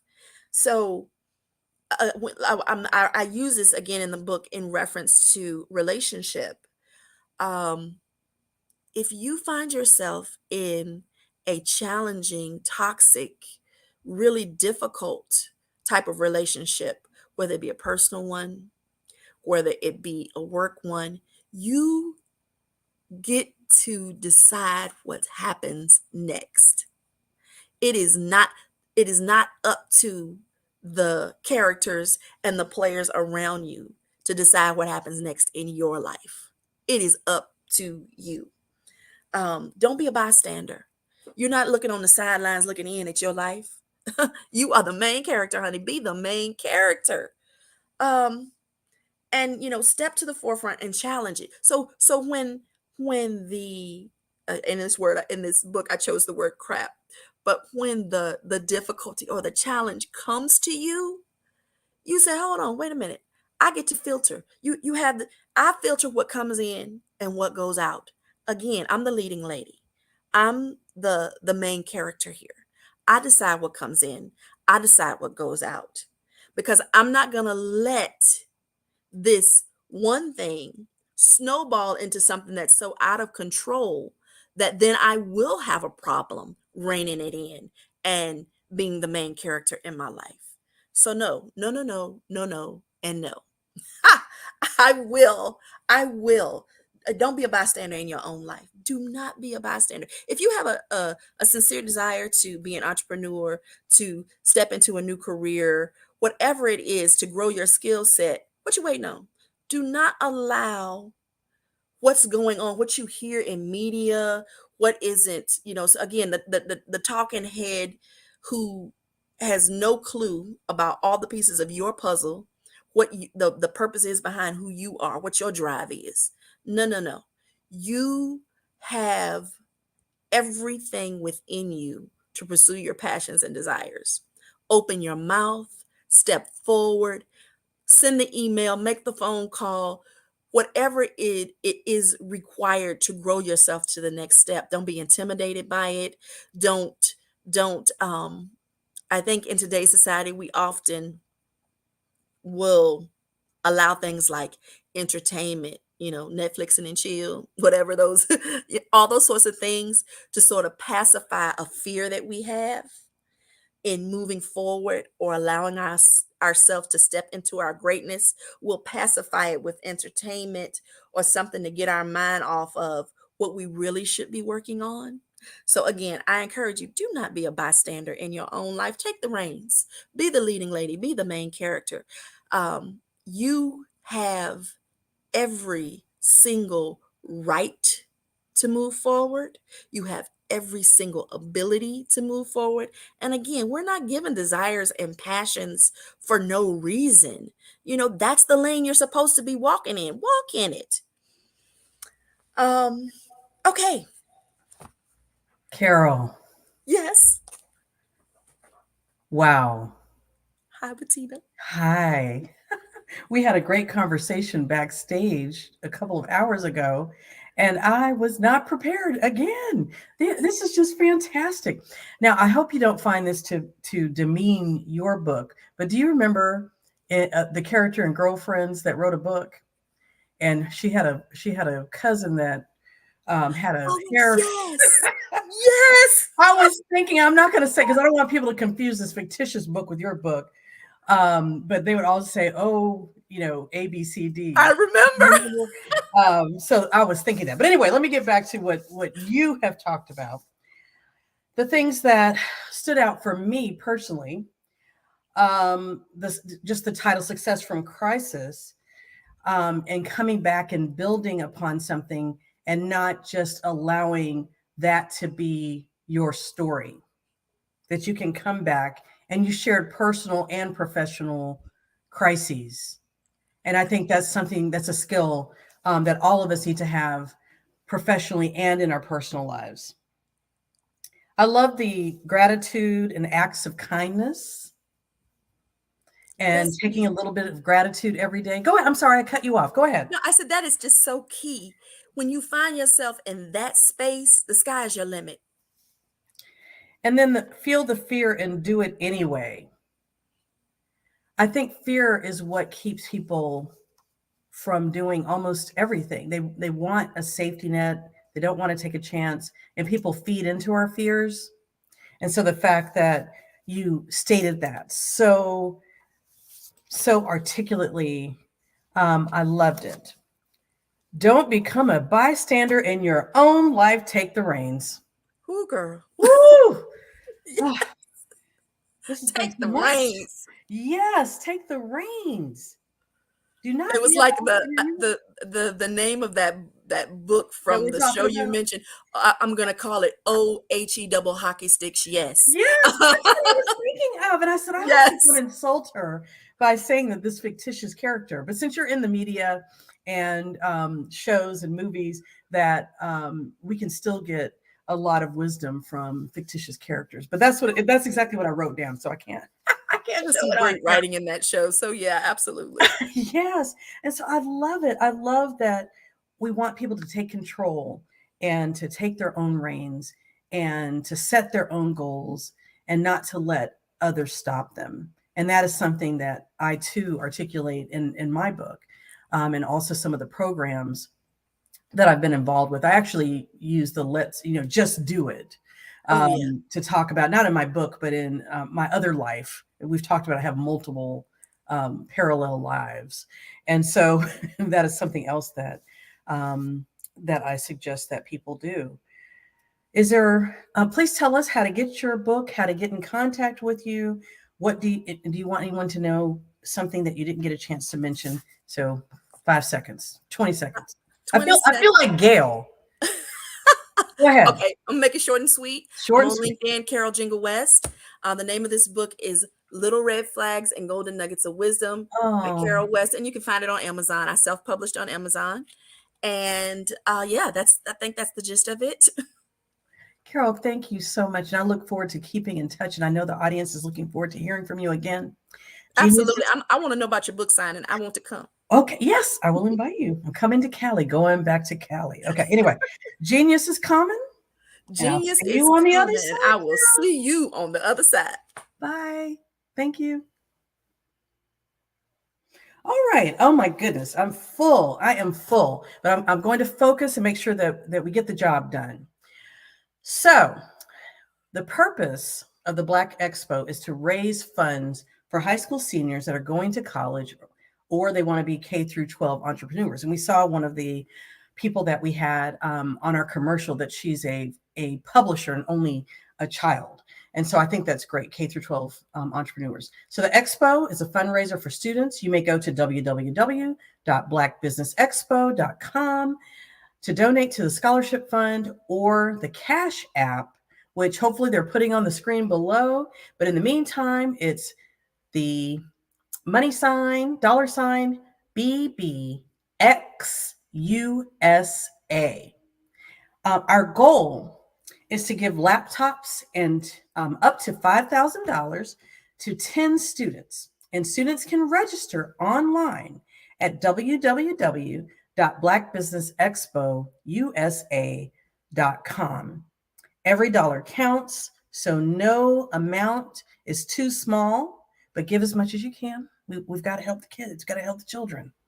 So we want to thank our Black Business Expo USA sponsors for May, which include NC100, Moody Capital Partners,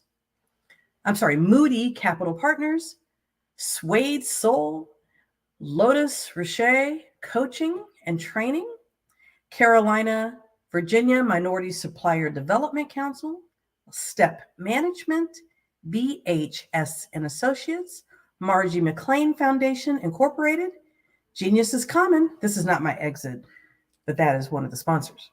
Earth Essentials, Melaine Shani Global, Executive Women's Success Institute, The Quality Coaching Company, Superwoman Business Services, Creative Force Studios, Lee Entertainment, Artistic App Design, Black Business Expo USA. Genius is Common, and I'll see you on the other side. Have a great day.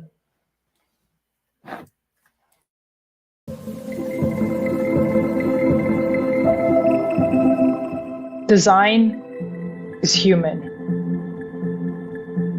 It's about people. It's about life. We've designed everything around us since the beginning of time. The things that we see, the things that we hear, experience, and feel. And in this evolving digital frontier that we are calling the metaverse, there are opportunities to do things that we never thought were even possible.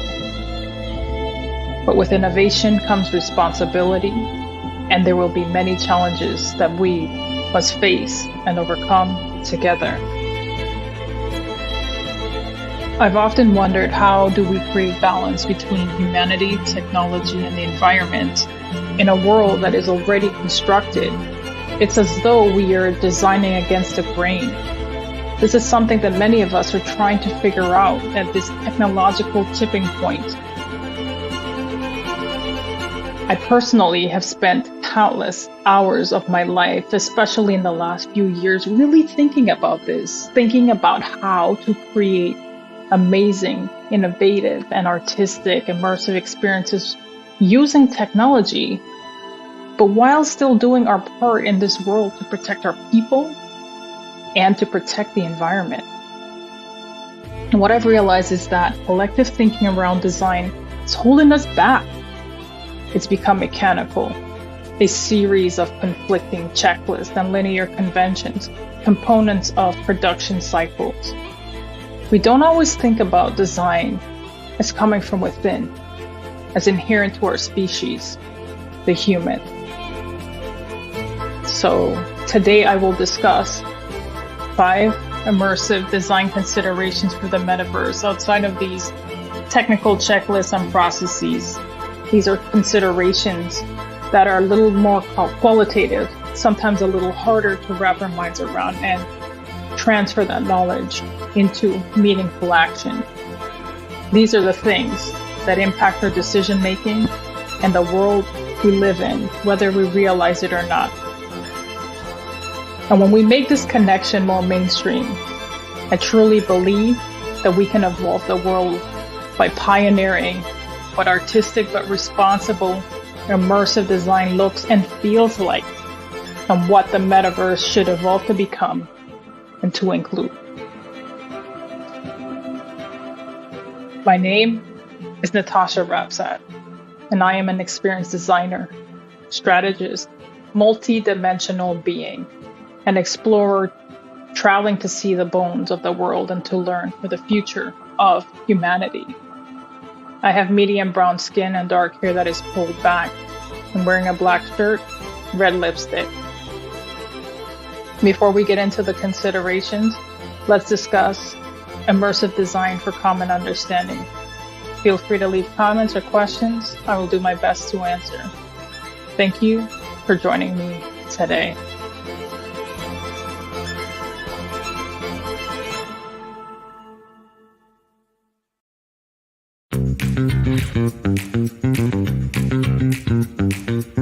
It's time for you to start bossing person in social media. For all your social media needs, you've come to the right place at the right time to get your website designed, landing page, social media platforms, and get the training you need to get in front of the people that's ready to buy your products and services. Let me train you with StreamYard, Zoom, Clubhouse, and much more. And let me help you get your virtual professionals, not assistants, because assistants can only assist you, but the virtual professionals can give you that professional flavor that you need to expand your reach and increase your revenue. Jump on in and get in where you fit in and start boxing today.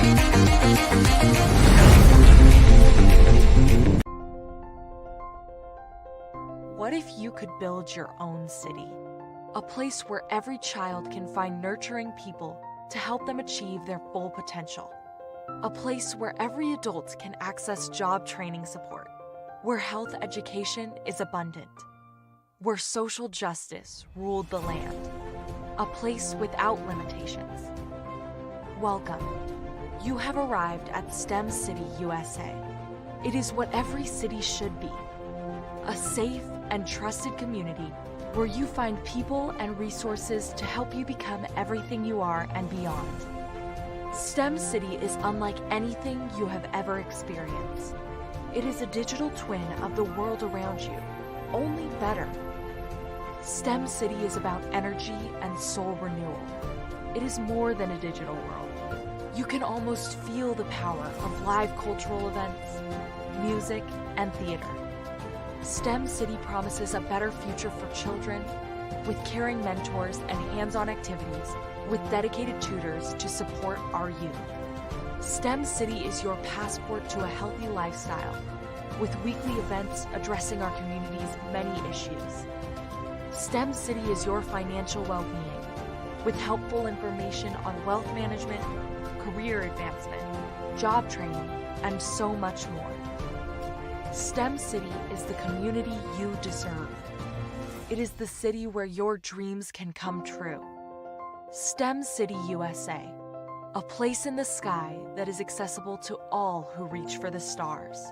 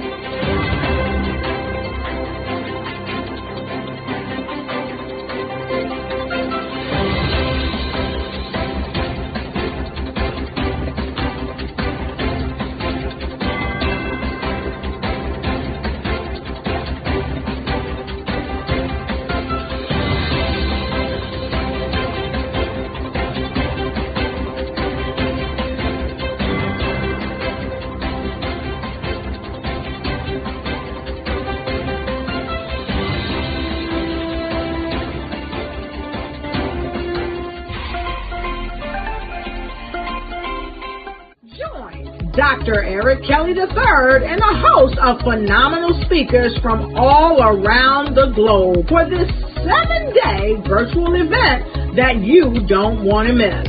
The mission of the Black Business Expo is to raise scholarship money from kids all the way from high school all the way from college. The Black Business Olympics is one of the largest Black business showcases in the world. It is an opportunity for businesses and companies to showcase their businesses globally. We are going to be giving away laptops up to $5,000 away to students. Again, I'm Olivia Appleberry, the founder of 2 Cents Finance and one of the speakers for the expo. I am so excited to see you there. For more info, go to www.blackbusinessexpousa.com or call 919-308-9090 and hope to see you there. I am Black business. From the moment I wake until the time I sleep. Yes, I am black business. I am black business. Tell me, are you black business? I am black business. Do you support black businesses? Listen, I support black business because I am black business. Black Business Expo, one of the largest business showcases in the history of black business in the world. The world! Sign up today at www.blackbusinessexpousa.com or call 919-308-9090. I am black business. I am black business. From the moment I wake until the time I sleep, I am black business. I am black business. Are you black business? I am black business. Do you support black businesses? I support black business because I am black business. Black Business Expo, one of the largest business showcases in the history of Black America in North Carolina. Sign up today at www.blackbusinessexpousa.com or call 919-380-9090. I am black business. I am black business. From the moment I wake until the time I sleep, I am black business. I am black business. Are you black business? I am black business. Do you support black businesses? I support black business because I am black business. Black Business Expo, one of the largest business showcases in the history of Black America in North Carolina.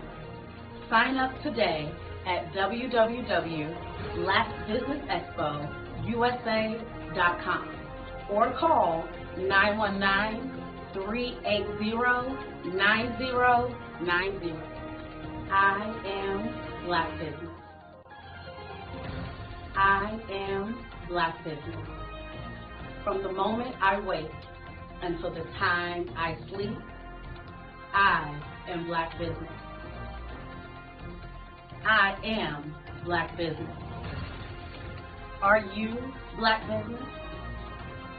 I am black business. Do you support black businesses? I support black business because I am black business. Black Business Expo, one of the largest business showcases in the history of Black America in North Carolina. Sign up today at www.blackbusinessexpousa.com or call 919-380-9090. I am black business. Join Dr. Eric Kelly III and a host of phenomenal speakers from all around the globe for this 7-day virtual event that you don't want to miss. The mission of the Black Business Expo is to raise scholarship money from kids all the way from high school all the way from college. The Black Business Olympics is one of the largest Black business showcases in the world. It is an opportunity for businesses and companies to showcase their businesses globally. We are going to be giving away laptops up to $5,000 away to students. Again, I'm Olivia Appleberry, the founder of 2 Cents Finance and one of the speakers for the expo. I am so excited to see you there. For more info, go to www.blackbusinessexpousa.com or call 919-308-9090 and hope to see you there.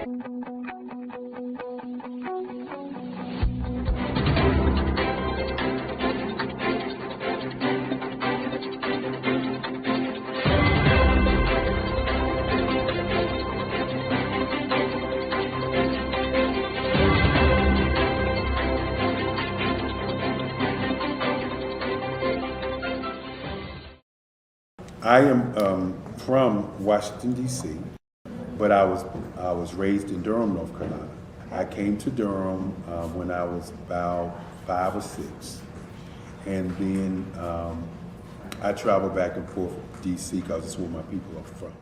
One of the unique things about my family is my mother, she's also an artist. She does quilting, and she does a lot of artistic things. And then my son, he draws with both hands, his right hand and his left hand, like I do. So that's kind of a family trait. And then my other son, he's a videographer, and my daughter, she works, she's a regional vice president for Sunglasses.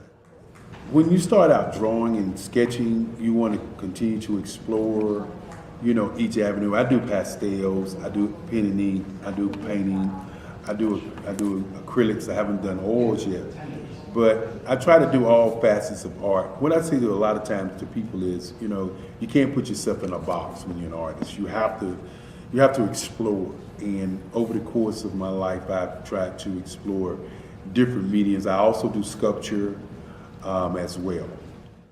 I choose my subjects by the intensity that they have in their faces, or the intensity that somebody is moving, because I do more than portrait drawings. I also do I do abstract, and then I do figurative drawing also. What happened in this particular show is that I started out trying to come up with something that would be a little bit different than what everybody else is doing. So I was working on a Barack Obama show, and they wanted me to do some paintings of Barack. And so what I did was, because of the deadlines, I kind of did it kind of fast. And then I realized when I was doing it fast, I enjoyed it. And so then I started doing other pieces the same way, and I started to enjoy those pieces also. And so I came up with this particular style, and it's a style of lines and colors. And what's interesting is that when I was in college, I did a show called Lines, Colors, and I talked about the boldness of the blacks, the hotness of the whites, and this is how this has come about, later on in my life. And the colors comes from a lot of the entertainers that I work with, where they wear different colors. They don't wear, your plain reds or your whites. They wear different colors, and so that's also another piece of what's giving me the colors. The subtitle of this show is Faces That Speak Life. That's real critical. Faces that speak life. Each one of these pieces is a life source and a life energy that's being put on display for people that are looking at it. I always say in terms of my art, it's not important that I draw them. It's important what you get out of what I draw. I don't try to just draw it because you like it. People wanted me to do prints. I didn't do prints. People asked me to do different people, but the people that I choose are people that make a difference in the lives of people in the world. So the human landscape idea was, again, as I say, the lines represent your emotions, it represents your ideas, and it represents your journey as a human being. And that's why you get the different pieces and the different looks. And as you notice, I try not to do one look that looks alike another look. And that's what's the most important part of this show.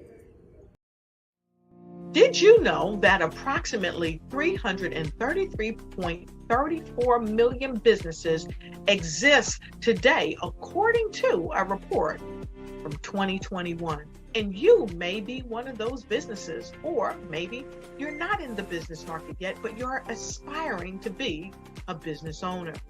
Well, guess what? You're in the right place at the right time. Because let's face it, everything is about timing and opportunity. Hi, my name is Dr. Lotus Richey, and I'm the CEO and founder of the Lotus Richey Coaching and Consulting LLC, along with the Lotus Richey Ignite Show. 15 minutes of success with Dr. Lotus Richey, as well as books to boom your business and bring who you are. And today, I want to bring this amazing message to you about the Black Business Network, and the Black Business Olympics. See, the Black Business Network and the Black Business Olympics is designed to help people just like you, that's right, that look like me, to take their business to the next level. Not just in your front yard or your backyard, but globally. The Black Business Network and Black Business Olympics is designed not to just help you survive, but to help you thrive. So join us today as we come together with businesses all around the world to support our students, our children, our young teens, our young entrepreneurs. What we do is we come together to help raise funds for students who are aspiring to be business entrepreneurs, who are aspiring and who are thriving in college. We endow them with a wonderful opportunity to gain scholarship of either a laptop or several thousands of dollars. And we invite you to help be a contributor to this amazing opportunity to help someone that looks just like you. So join us today at our website and let us connect with you and help you ignite and take flight in every area of your life on the Black Business Network and the Black Business Olympics. I'll see you on the other side.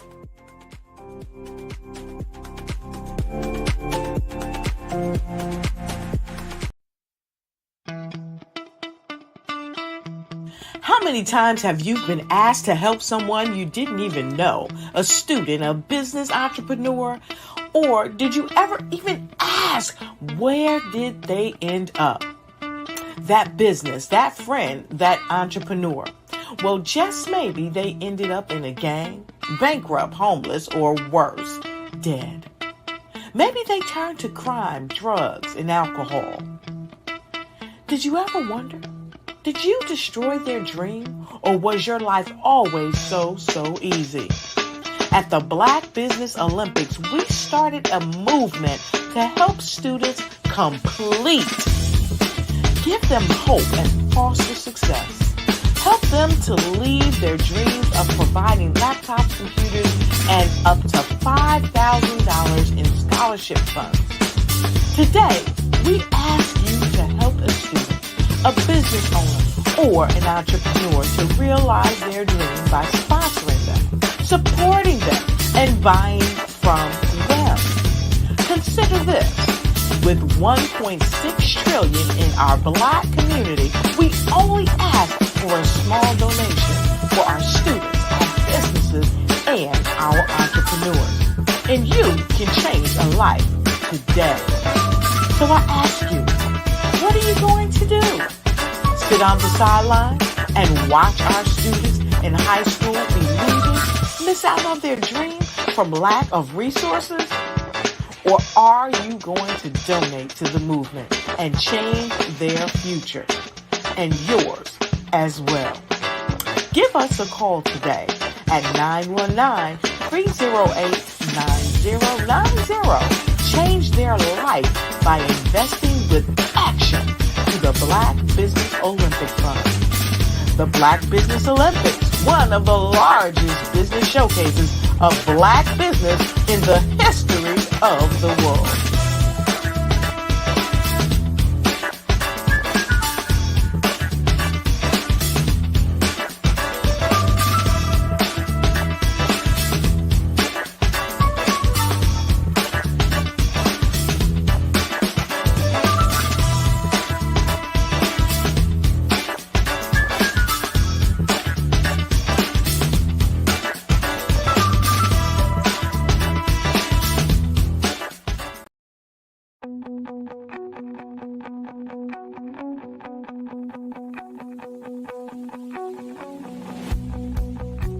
I am Black business. From the moment I wake until the time I sleep. Yes, I am Black business. I am Black business. Tell me, are you Black business? I am Black business. Do you support Black businesses? Listen, I support Black business because I am Black business. Black Business Expo, one of the largest business showcases in the history of black business in the world. The world! Sign up today at www.blackbusinessexpousa.com or call 919-308-9090. I am Black Business.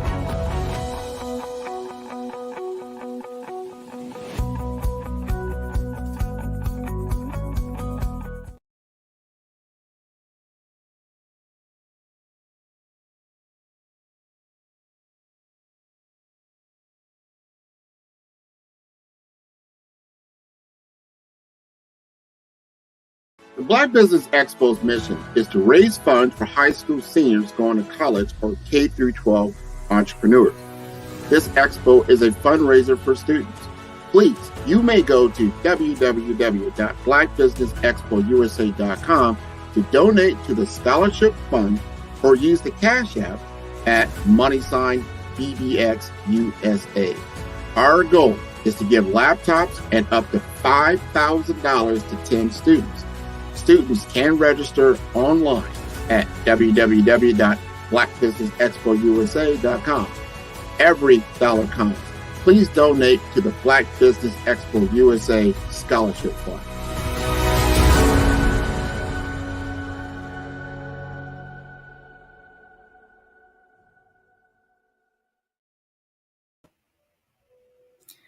Good evening, business owners, entrepreneurs, thought leaders, and corporations. Welcome to the Black Business Network.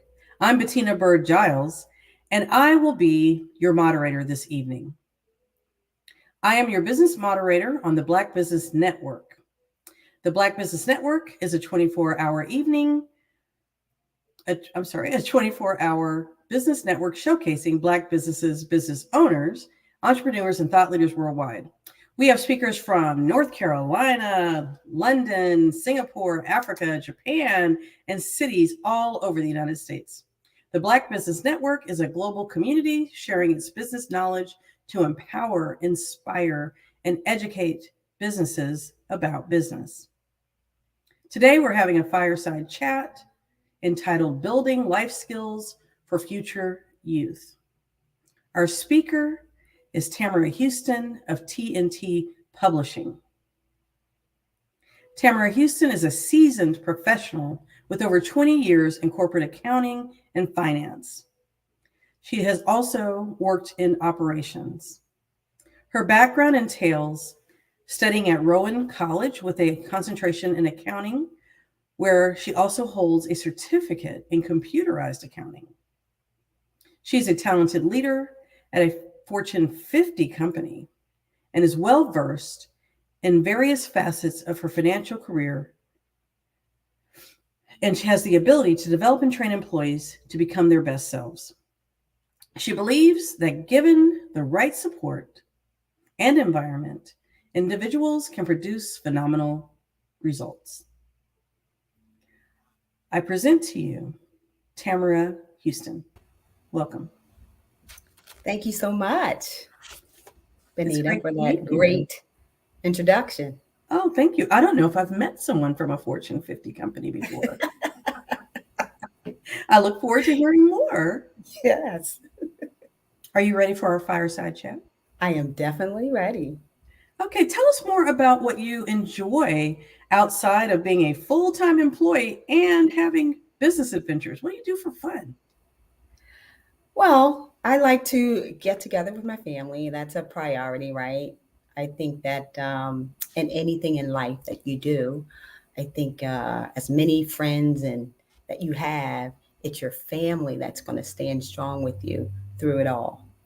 I also like reading, of course. I think that education can't be taken away from you, right? Yes. Anything that you learn, expanding your knowledge base, I think it's pivotal in this environment that we are in today. And then lastly, I definitely love karaoke. Really? Most folks know that about me, and I am basically the karaoke queen. What's your favorite karaoke song? I love the R&B style, Keith Sweat, the low tone, bass tones. I'm not the singer. Trust me, I cannot sing, but I love to entertain. Do you like going into one of those small rooms, or do you like being on the big stage? I don't mind either way. Actually, I have one. I have a karaoke machine at my house. Oh. And so we have karaoke parties. Okay. Tell me where you live again so I can just pop in one day and have fun with you with your karaoke machine. Yes. So, since you are a full-time corporate employee, an author, an entrepreneur, mother, daughter, mentor, and coach, where do you find work-life balance? Wow. So the one thing that I try most often is compartmentalizing, right? Some of the things that we have to do on a day-to-day basis, it's not enough time in the day, right? And so you actually have to prioritize the things and the most important people in your life, right? And so, for example, my mother, she's a priority in my life. Last year, lost my father. My parents were the priority in our lives.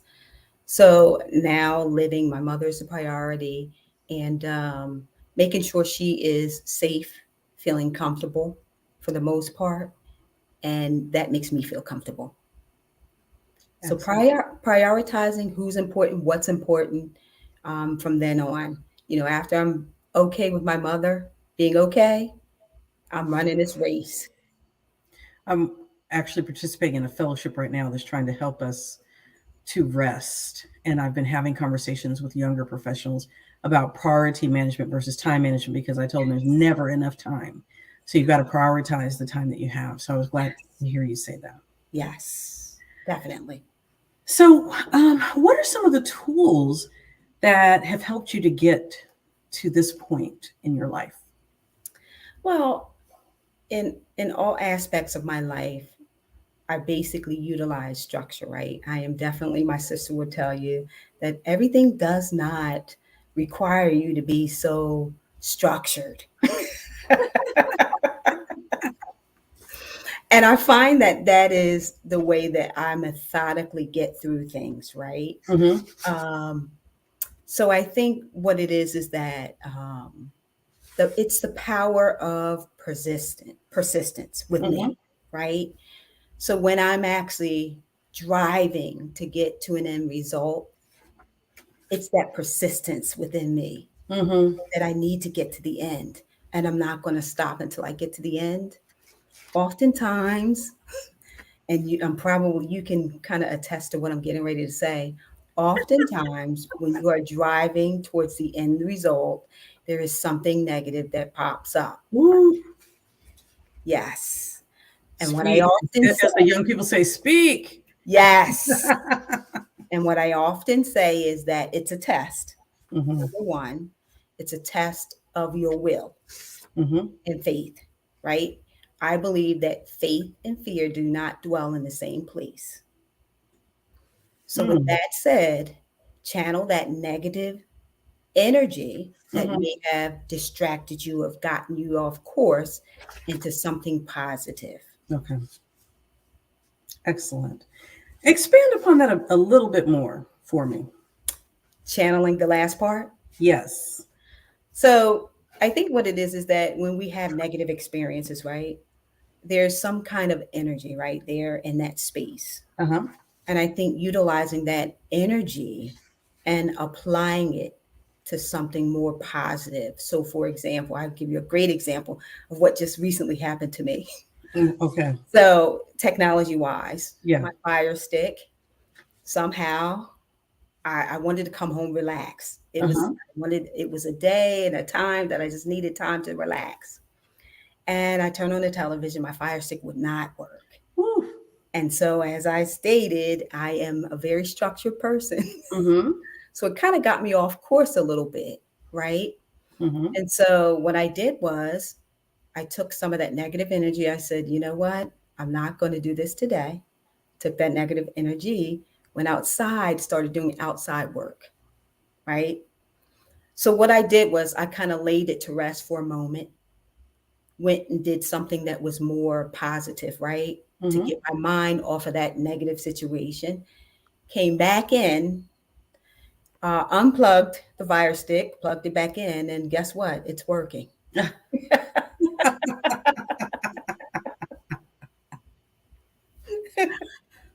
Interesting. basically, I just gave you an example of, you know what? Sometimes you got to take that negative energy, that situation that's happening right there, apply it to something more positive, and it all works out in the end. It was promised to us that it will work out in the end. We have victory. Excellent. So when did you realize you wanted to be an author? When I felt like I had a story to tell, you Mm. know, I think everyone has a story to tell. It's a matter of whether or not you want the world to know. I am a person who likes to share information, love sharing information. Oftentimes, I probably share too much information, but it's for the greater good, right?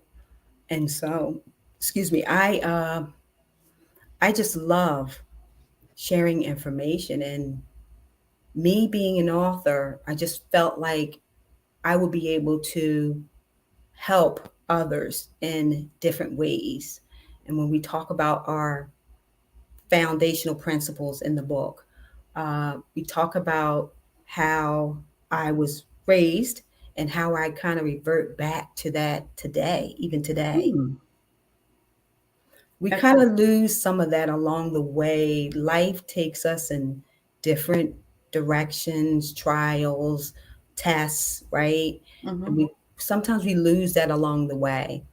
But I tend to kind of revert back to those principles, because Mhm. that is the foundation. So a lot of people ask me, I just published a book a few months ago, so it was 20 years in the making. And people ask, how did you overcome the fear of putting your ideas in writing? So was there a fear factor for you? If there was, how did you overcome it? For me, it was not a fear factor. It was written directly from the heart. Okay. I think when you are exercising your rights to do anything, right? I think coming from a place from your heart, it's more felt emotionally Mhm. versus your thoughts, right? Coming from your head. Because we all have ideas, lots of ideas inside of our head. But is it connected to the heart? Are those ideas truly connected to your heart? And will it be heartfelt? Will your audience feel any type of emotion while reading your book? Wow.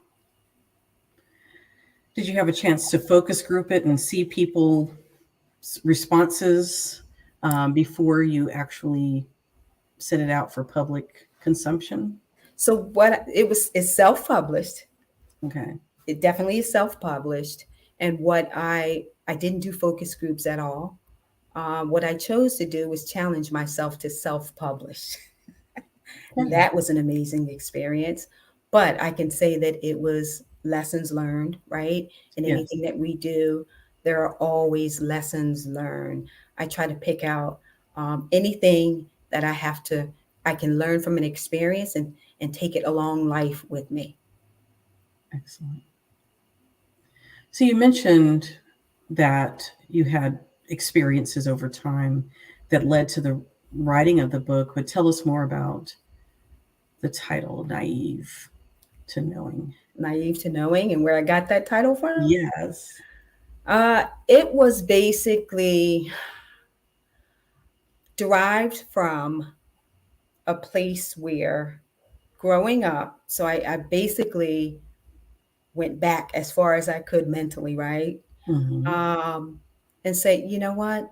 This has got to be a personal memoir. It's got to be a personal story. So that way people can kind of connect to it and see examples at the same time, right? Got to connect. And so that naive part, I think we all are born naive, Mhm. right? We're born naive.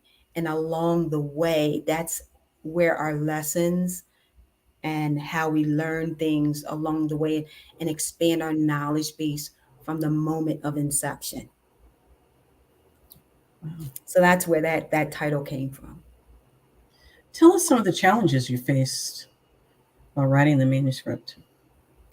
Some of the challenges that I faced was making sure that my story was I was the narrator of my own story, right? And not having someone or an editor skew my story. I wanted my story to be my story. Mm-hmm. And so is that why you chose self-publishing? Yes. Had you actually attempted to have a publishing house to publish it, or you decided from the jump that you wanted to self-publish? I decided from the very beginning, I am one to challenge myself in different aspects. And oh boy, that was definitely a challenge. Wow. Although I did have an editor that actually edited my book. I went through 3 editors until I actually found the perfect editor, right? Again, I'm going to revert back to I wanted to make sure that the story was being told from my narrative versus someone else skewing the story that was being told. What made that third editor the right editor? I think what it is, she kind of knew exactly where my story was going. She was right in alignment with what I wanted to actually tell. Mm-hmm. Now, where does one find an editor? So I am a part of various different organizations. I'm a part of the Women's Prosperity Network outside of work, different organizations that will help women progress in business as well. And basically, I found her there. I was on a networking event late at night. I think it was a 7 p.m. event. And basically, that's how I found her. Excellent. So networking. Yes. You find an editor. Yes. I used a former student who had an English degree. Nice. And I said, well, I'm looking for an editor, someone to edit my book because it was ready to be edited. I mean, to be published, but we just needed an editor, really a proofreader almost. Yes. He says, well, I edit all the time. And so that's how I found him. Had some options from friends who were journalists or copy editors that said, you should have let me edit or what have you. I don't think, they weren't criticizing the book, but, they're like, why didn't you give me the opportunity? But the person that I found, you have to really, have synergy with that person. Yes. So I have a question for you. Oh, okay. So when it comes to your editing book, did you find that there were any generational disconnects? Because I had to ask that question. Because the book was based in 1989. Okay. Before there was, social media, internet, all those things. There were a lot of gaps, which is one delay in me publishing because I didn't think it was relevant to a younger generation. But the younger generations that read it, so I didn't have like focus groups, right? Like traditional focus groups, like a marketing company would have a focus group, but I had access to a lot of students and some who knew me and some who didn't. And I just said, hey, read this and tell me what you think. And they wrote anonymous notes. Nice.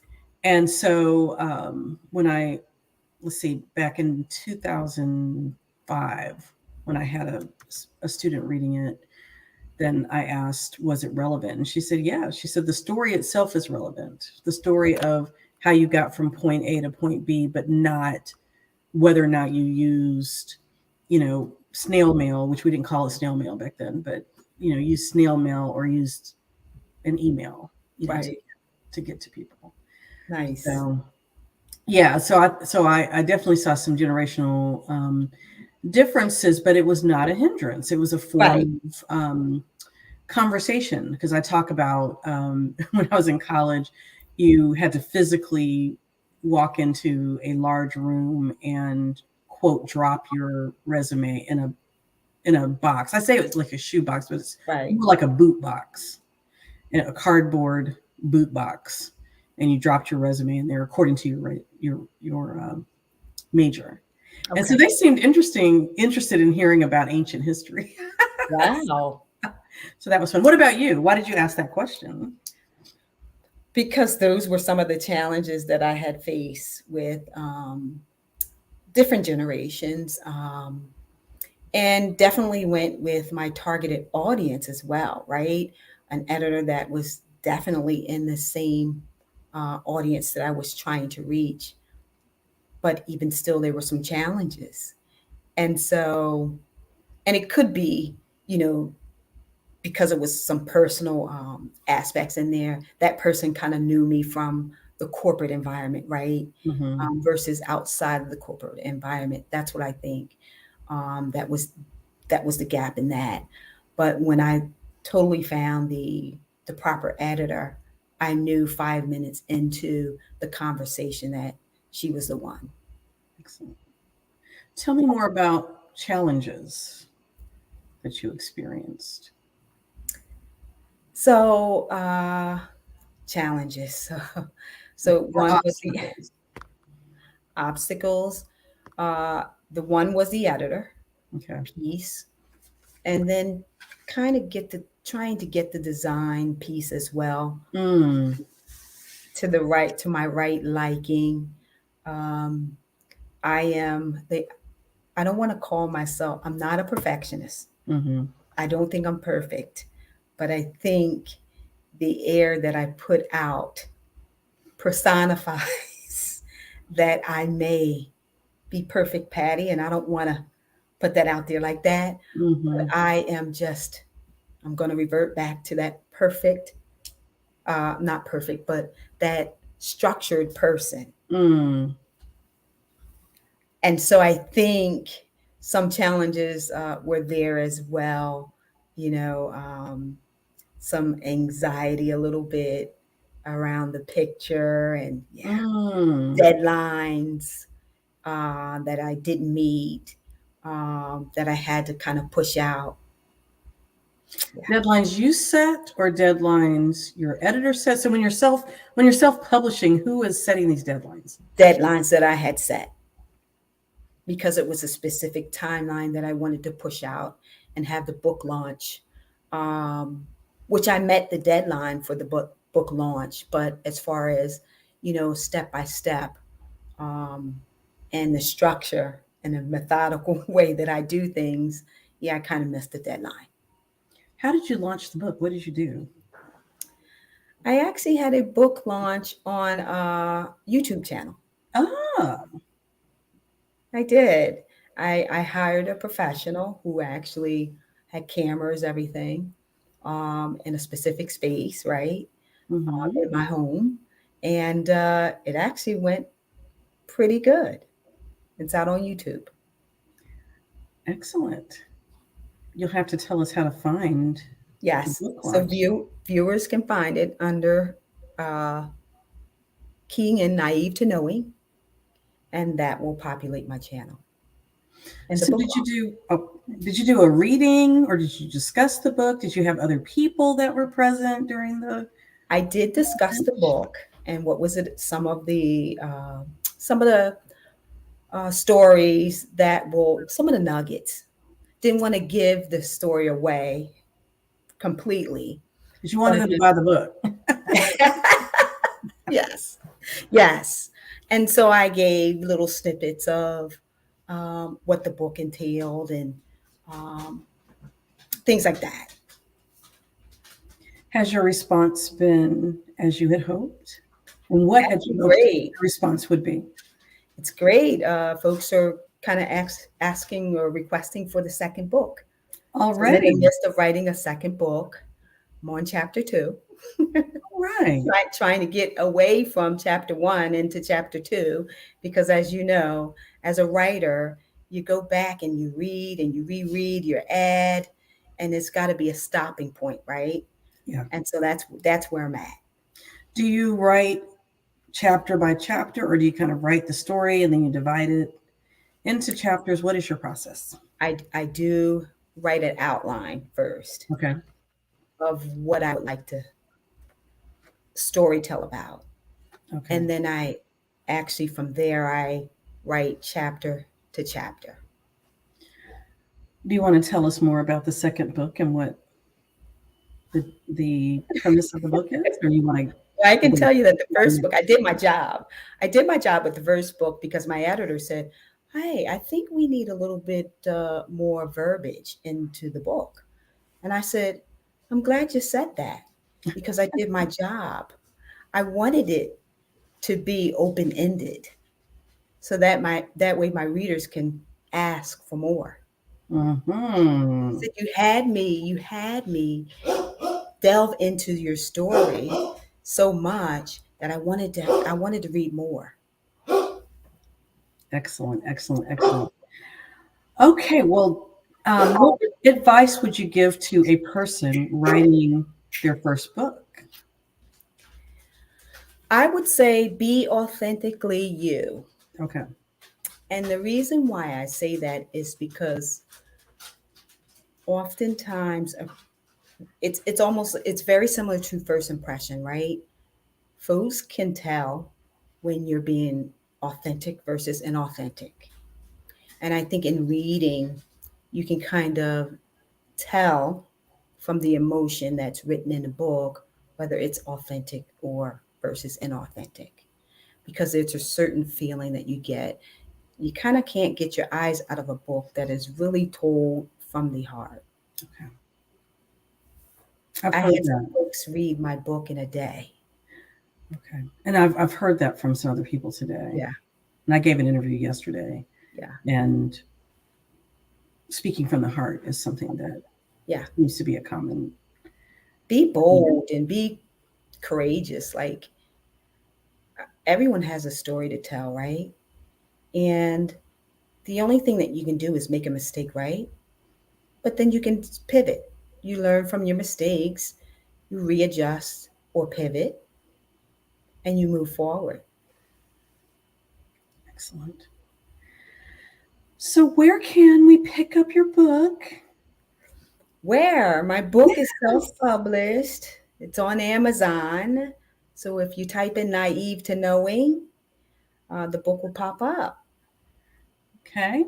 And how do people get in touch with you? What is the best way?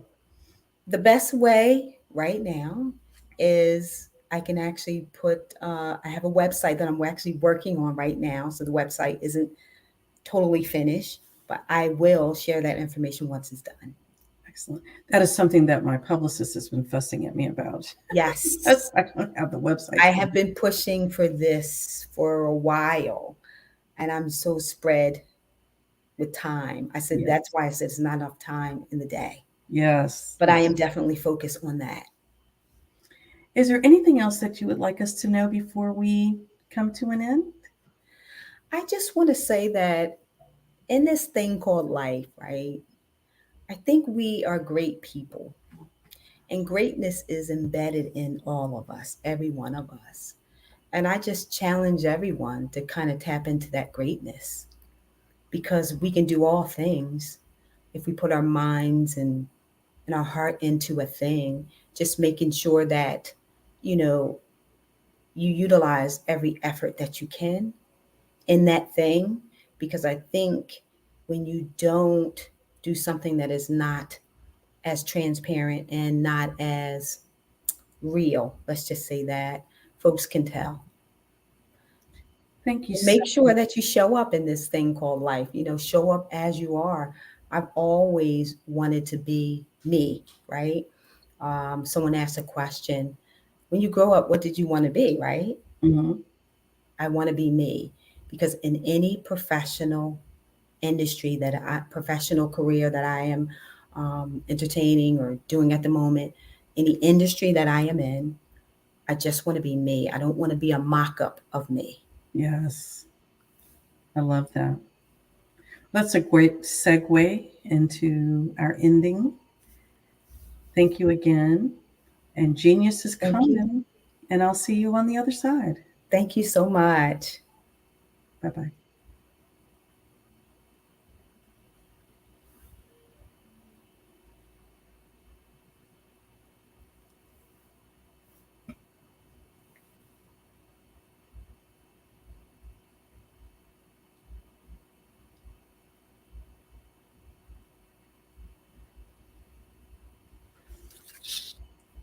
Well, my signal did not work, my bat signal.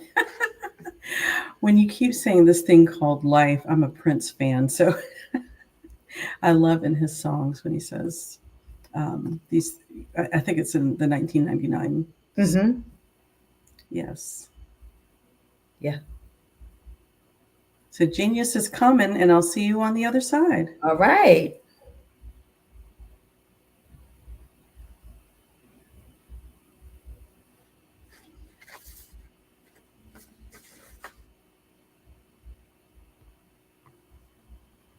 We are still here. Tell me more about you. Nice. So I'm glad that you said that.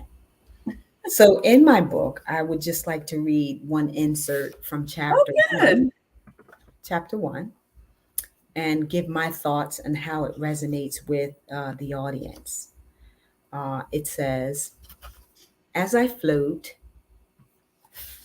in the womb of a woman whom I've yet to meet, I am natural, unaffected, and innocent. Innocent because I didn't ask to be conceived. Evidently, I didn't have a choice in the matter. Through God's grace and mercy, it happened. Natural because I am without substance and impurities are non existent. Unaffected because my heart is pure. Let me see the cover. Tell me about the cover.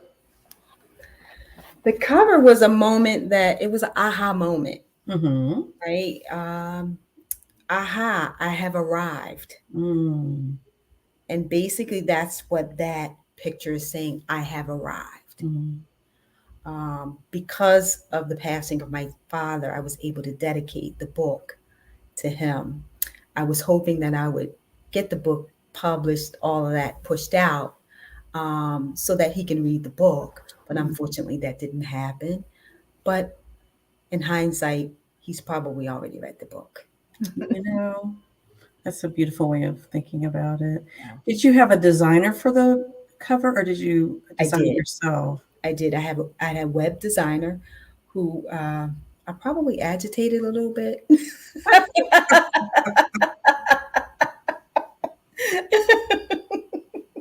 Just a little bit. Just a little. So yes, work with him for many, many months to get the cover and the back cover. The back cover. And the color choice. Yes. Tell me why you chose that color. Teal. It's kind of pure. It's basically what a pure, natural, calming.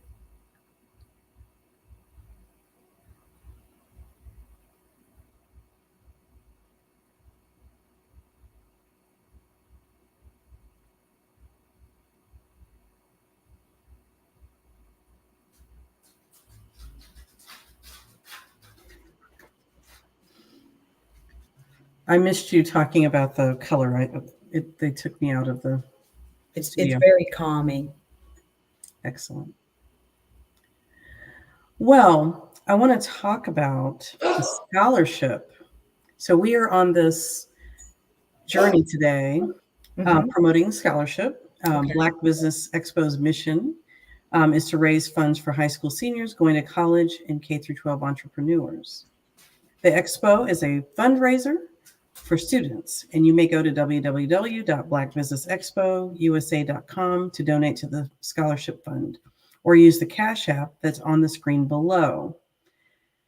The Cash App is $BBXUSA. Our original goal is to give laptops and up to $5,000 to 10 students. Students can register online at www.blackbusinessexpousa.com. And every dollar counts, so no donation is too small, but we ask that you give at your giving level. We want to thank our Black Business Expo USA sponsors for May 2023.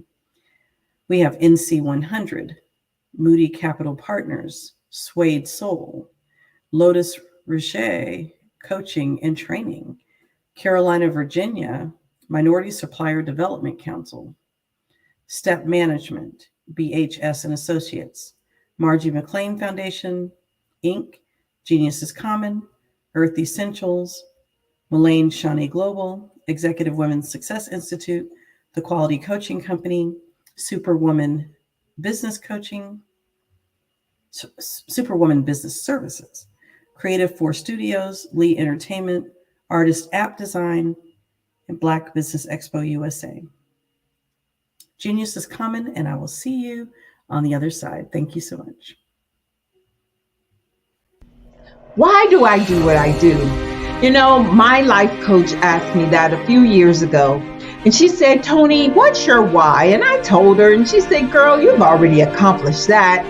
Perhaps you need a new why. Hi, Tony Harris, Amy Hoydu with Say It Said Marketing, one of your students. And just wanted to say thank you, Tony Harris, for spending so much time with me and giving me that boost in my business that I so drastically needed.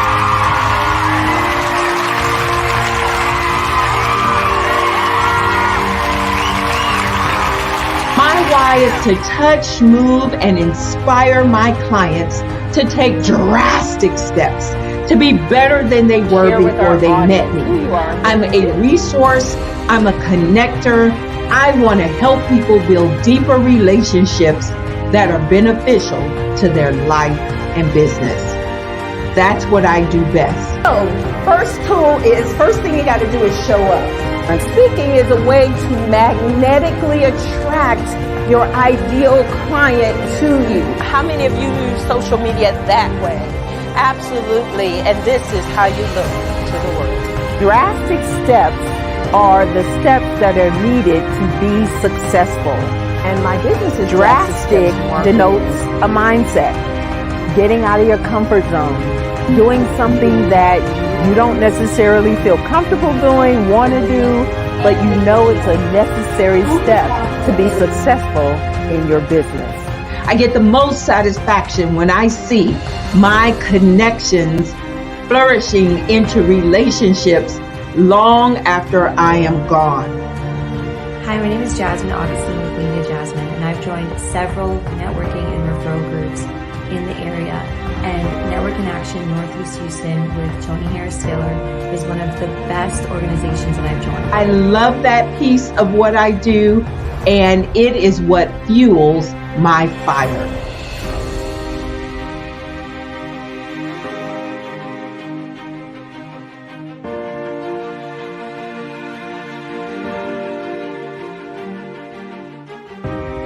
My name is Tony Harris Taylor, saying take a drastic step today for a fantastic tomorrow.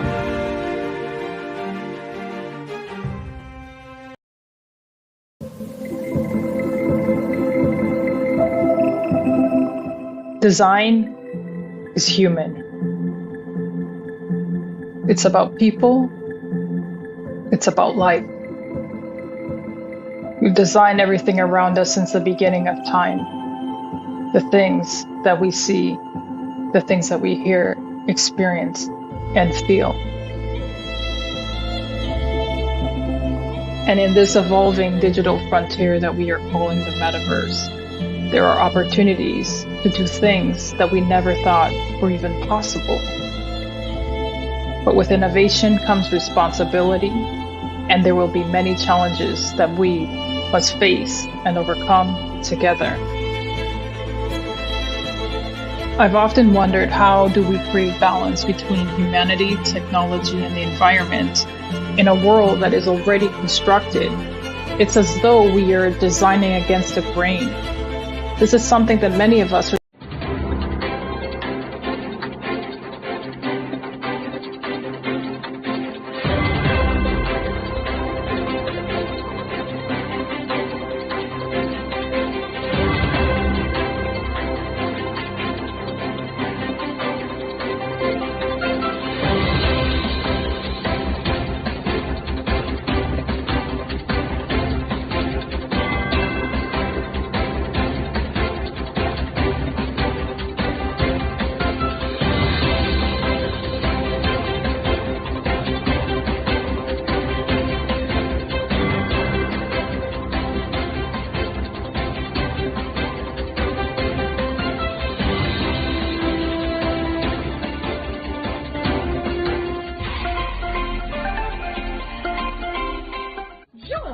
Dr. Eric Kelly III and a host of phenomenal speakers from all around the globe for this 7-day virtual event that you don't want to miss. The mission of the Black Business Expo is to raise scholarship money from kids all the way from high school all the way from college. The Black Business Olympics is one of the largest Black business showcases in the world. It is an opportunity for businesses and companies to showcase their businesses globally. We are going to be giving away laptops up to $5,000 away to students. Again, I'm Olivia Appleberry, the founder of 2 Cents Finance and one of the speakers for the expo. I am so excited to see you there. For more info, go to www.blackbusinessexpousa.com or call 919-308-9090 and hope to see you there. I am Black business. From the moment I wake until the time I sleep. Yes, I am Black business. I am Black business. Tell me, are you Black business? I am Black business. Do you support Black businesses? Listen, I support Black business because I am Black business. Black Business Expo, one of the largest business showcases in the history of Black business in the world. The world! Sign up today at www.blackbusinessexpousa.com or call 919-308-9090. I am Black business. I am Black business. From the moment I wake until the time I sleep, I am Black business. I am Black business. Are you Black business? I am Black business. Do you support Black businesses?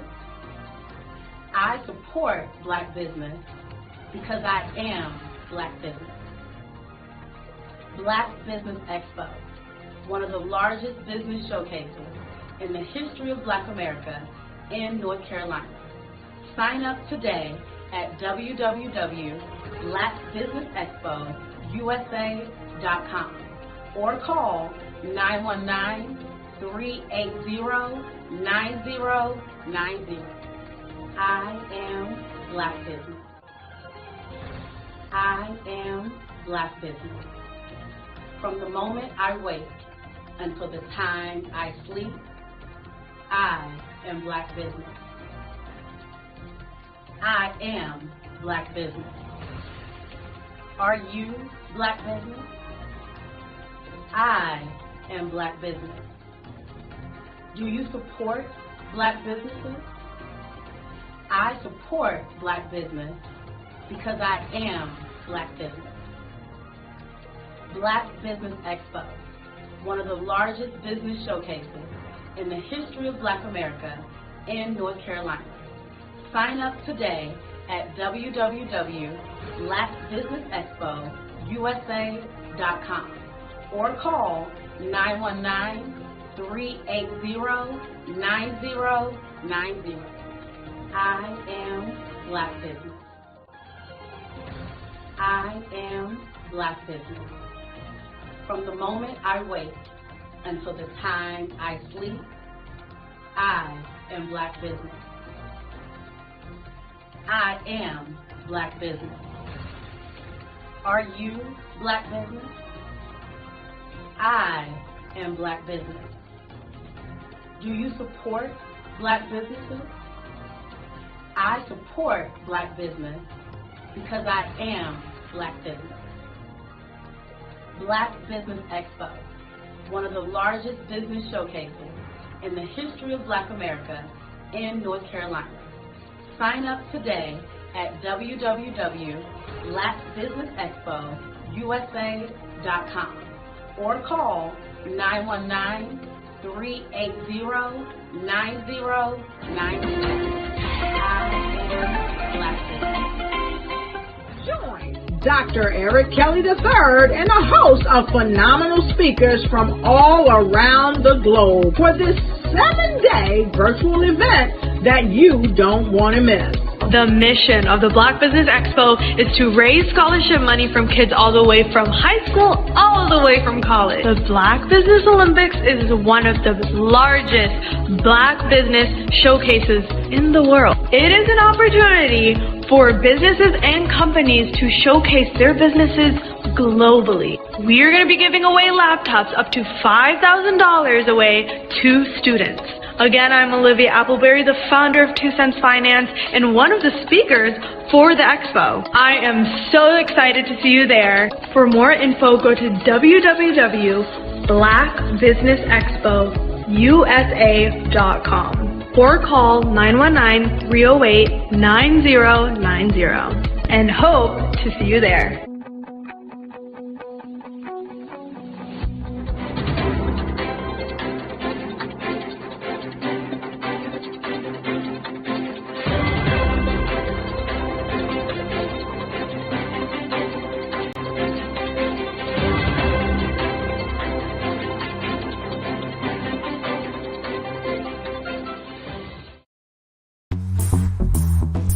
Attention all entrepreneurs and companies. Are you looking for reliable and efficient virtual assistants and back office support to help you manage your business tasks? Look no further than Superwoman Business Services. Our team of virtual assistants provides a full range of administrative support services, including operations management, social media marketing, and much more. We also offer website design services to help you create a professional online presence that reflects your unique brand. In addition to administrative support and website design, we offer business development and structuring services to help you grow your business and achieve your goals. We'll work closely with you to identify areas of improvement and develop a customized plan to help you reach your full potential. At Superwoman Business Services, we understand that running a business can be overwhelming and time-consuming.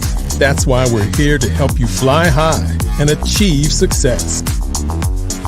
Our virtual assistants are highly skilled, experienced, and dedicated to providing you with the support you need to thrive. Come fly with us and take your business to new heights.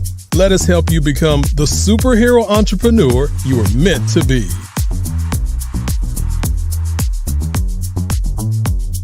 Contact Superwoman Business Services today to learn more about our back office support services.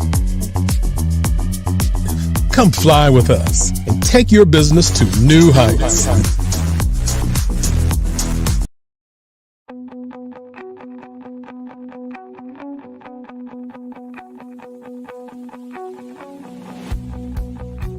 I am Black Business. From the moment I wake until the time I sleep. Yes, I am Black business. I am Black business. Tell me, are you Black business? I am Black business. Do you support Black businesses? Listen, I support Black business because I am Black business. Black Business Expo, one of the largest business showcases in the history of Black business in the world. The world. Sign up today at www.blackbusinessexpousa.com or call 919-308-9090. I am Black business.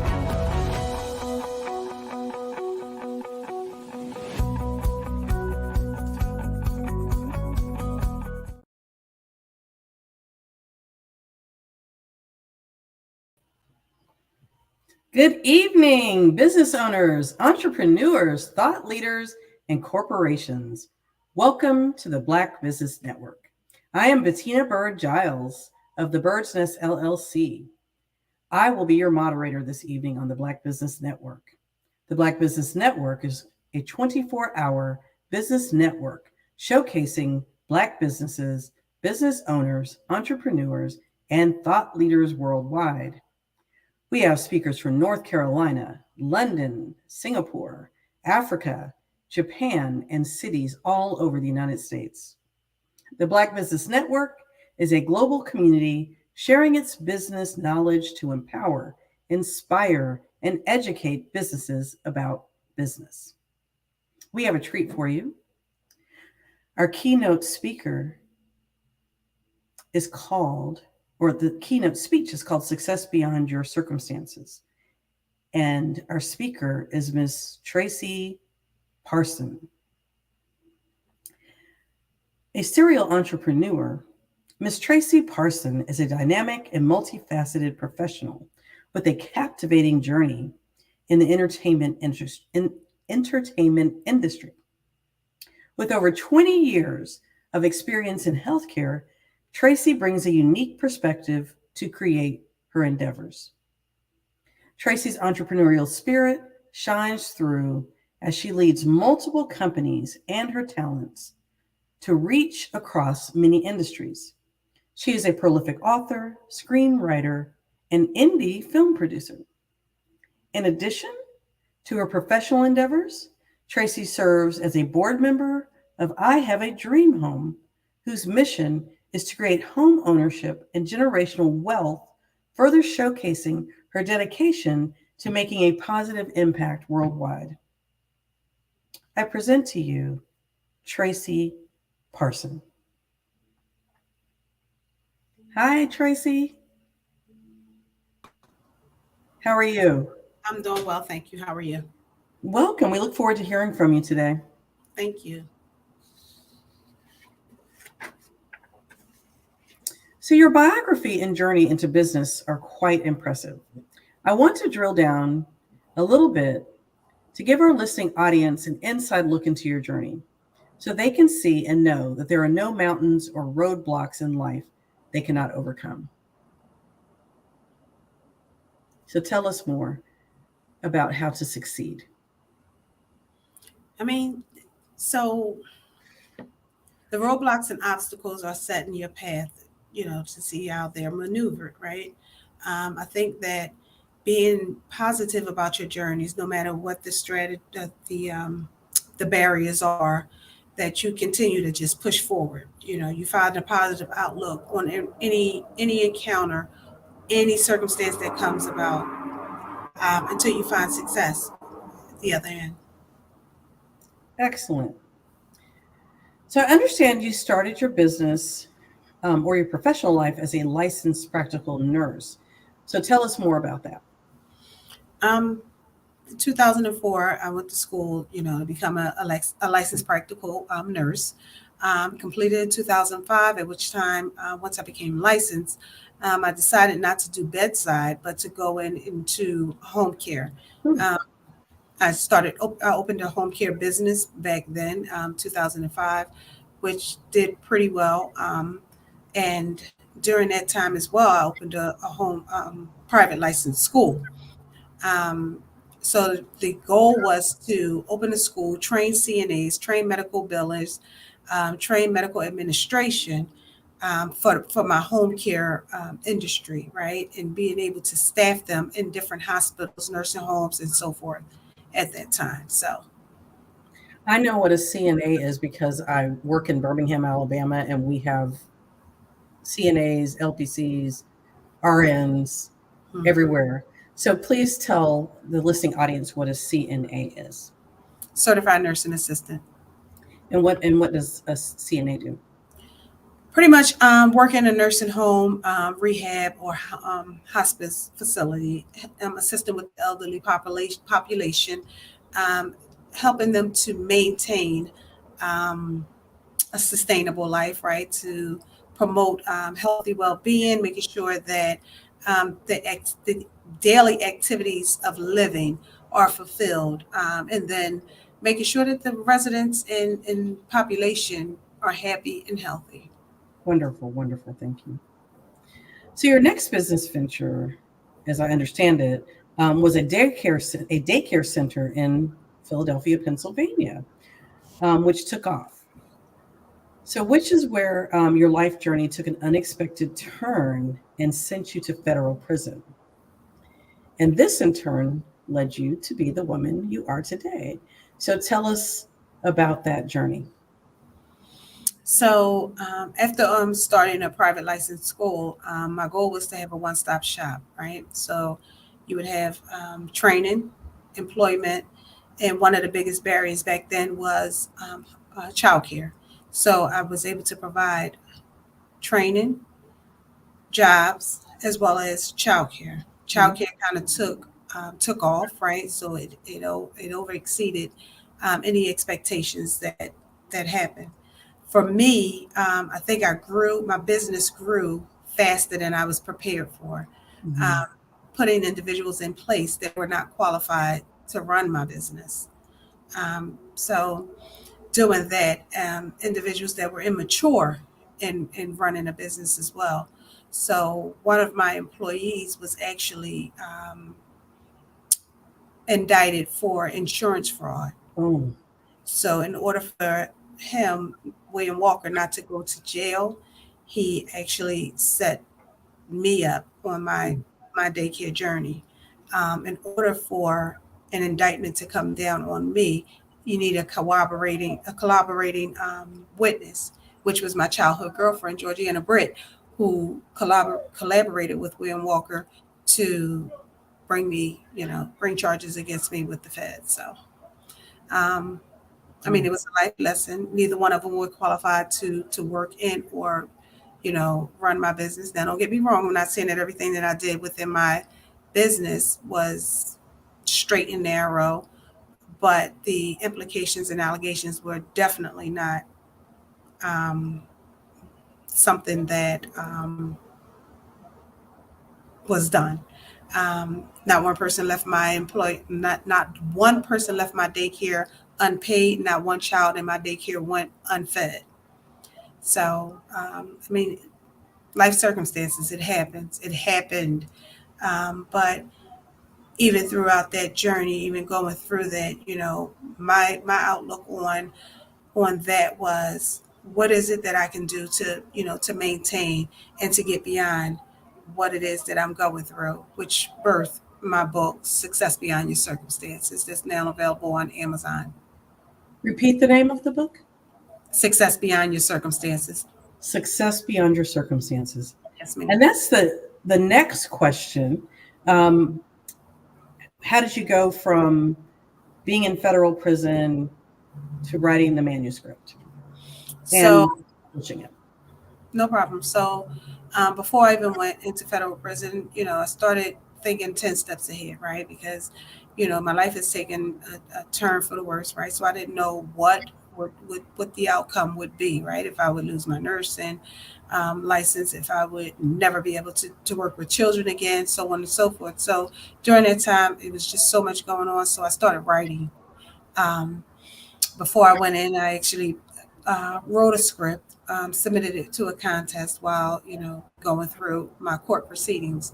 But for me, just being able to express myself, being able to have control over any business endeavor that I indulge in thereafter, where I don't have to rely on individuals to run my business, where I have total control and I want to say a delivery in success or failure. So if I'm going to fail or something's going to happen, I would prefer it to be because it's something that I did, not someone else. So Excellent. Tell us more about did you journal or did you type out pages on a typewriter? Kind of what was your process? I journaled in a composition book. Mm-hmm. So by the time I left federal president, I had already journaled 4 books. Yes, each book had a script with it. I've created a couple of patent pending items prior to leaving incarceration. That's about it. When you say they had a script with them, like we may see the books become productions? Yes. So my book, Progan Trust, has become a production, and I'm in the process of producing 3 more films. Two are in post production. 1 is in pre. Excellent. You say it so effortlessly. Some of us wish we could be at this stage of our journey. So I understand you also got your MBA. I do. And so did you decide to get your MBA because that was a bucket list kind of situation, or did you want to control your the business side of writing a book and making films, or what was the impetus to get your MBA? To be honest with you, it was a challenge. It was something that I wanted to challenge myself to do. So excellent, impressive, which I'm sure you know. Thank you. So last but not least, on your life's journey, you have turned one of your books into a full feature movie, which we were just talking about, and you have since made your directorial debut with several movies with some notable figures. So tell us who these notable figures are. What was the experience like, and what else would you like us to know? I mean, the notable figures, Coco Brown, Haha Davis, Chris Kennedy, Clifton Powell, Jamal Gravy, Woolard, Mariah Lynn from Love and Hip Hop, Renee Graziano, Nimrod Federal, Sarita O. Those are some of the artists and individuals that are in some of my productions. And I mean, it's just been a surreal experience. It's been great working with everyone. Everyone's been so humble, appreciative, and we just put together some great productions. Now, is Coco Brown the young woman that's starring in the new version of Bel-Air, or the Prince of Bel-Air? No, Coco Brown is actually on. They just released the film Praise This on Peacock. Okay. So same network, but different. We've got the people mixed up. Excellent. Yeah. She worked on quite a bit of Tyler Perry productions as well. Okay, I'm sure my husband knows who that is. He watches every Tyler Perry film that's out there. So is this a Tyler Perry production, or who's backing you, or do you care to? Or did you raise the money, or is that not something that you want to share with me? No, I've raised my own money. So it's my production, Trey Parr Productions, and I'm footing that bill. Excellent. One of the speakers that was on a couple of speakers ago, we've been talking about making films, and so I'm just so excited for you, and look forward to seeing those films. So tell the listening audience how they can contact you, and for inspiring, I think they meant to say aspiring actors, how can they be featured in your films and get in touch with you? So for casting, There's an email address, trayparcasting@gmail.com, for casting inquiries. I'm also on IG, Miss Tracy Parson. I'm also on Facebook, Tracy Louise. So you can reach out to me any one of those channels, and I answer my own emails and I respond to any inboxes or DMs that come through. Excellent. So we have quite a bit of time left. I'm going to turn it over to you to share with the listening public anything else that you want to know about us. And I think, as I said, you have about 15 minutes. I mean, all I can say is I'm not a product of my environment. I'm pretty much I've created my own journey, despite any obstacles that have come my way. I just push forward, and I would suggest that no matter what, you look at you have a positive outlook on everything. There's always a pro and a con to each situation, right? So we kind of lean more towards the cons of any situation because that's the easy way out. But when you think about going through things and overcoming, you really need to stay focused and try to overcome those obstacles. There's always a positive outlook on everything that we go through. Excellent. Were there mentors and people that were on your side that were helping you through this? And can you tell people what kind of people to look for who will be on your side? So for me, my motivation and my support came from my children. Yep. How many children? I have 5 children. Excellent. What are their age ranges? So I have 2 girls, 32 and 27, 3 boys, 31, 25, and 17. My 17-year-old was 12 at this time. So although he was young and didn't understand quite what was going on, the support that was provided, when he would come see me was more than enough, And then my oldest daughter was that one that just kept reminding me of who I was as a person, you know what I'm saying? And that, I still had a lot of work to do when I came home. So I need to get myself together and make sure that my plan is solid. And so I would say my motivation was my children. Well, that's beautiful. I have a relative that works with women who are incarcerated in outside of Princeton, New Jersey.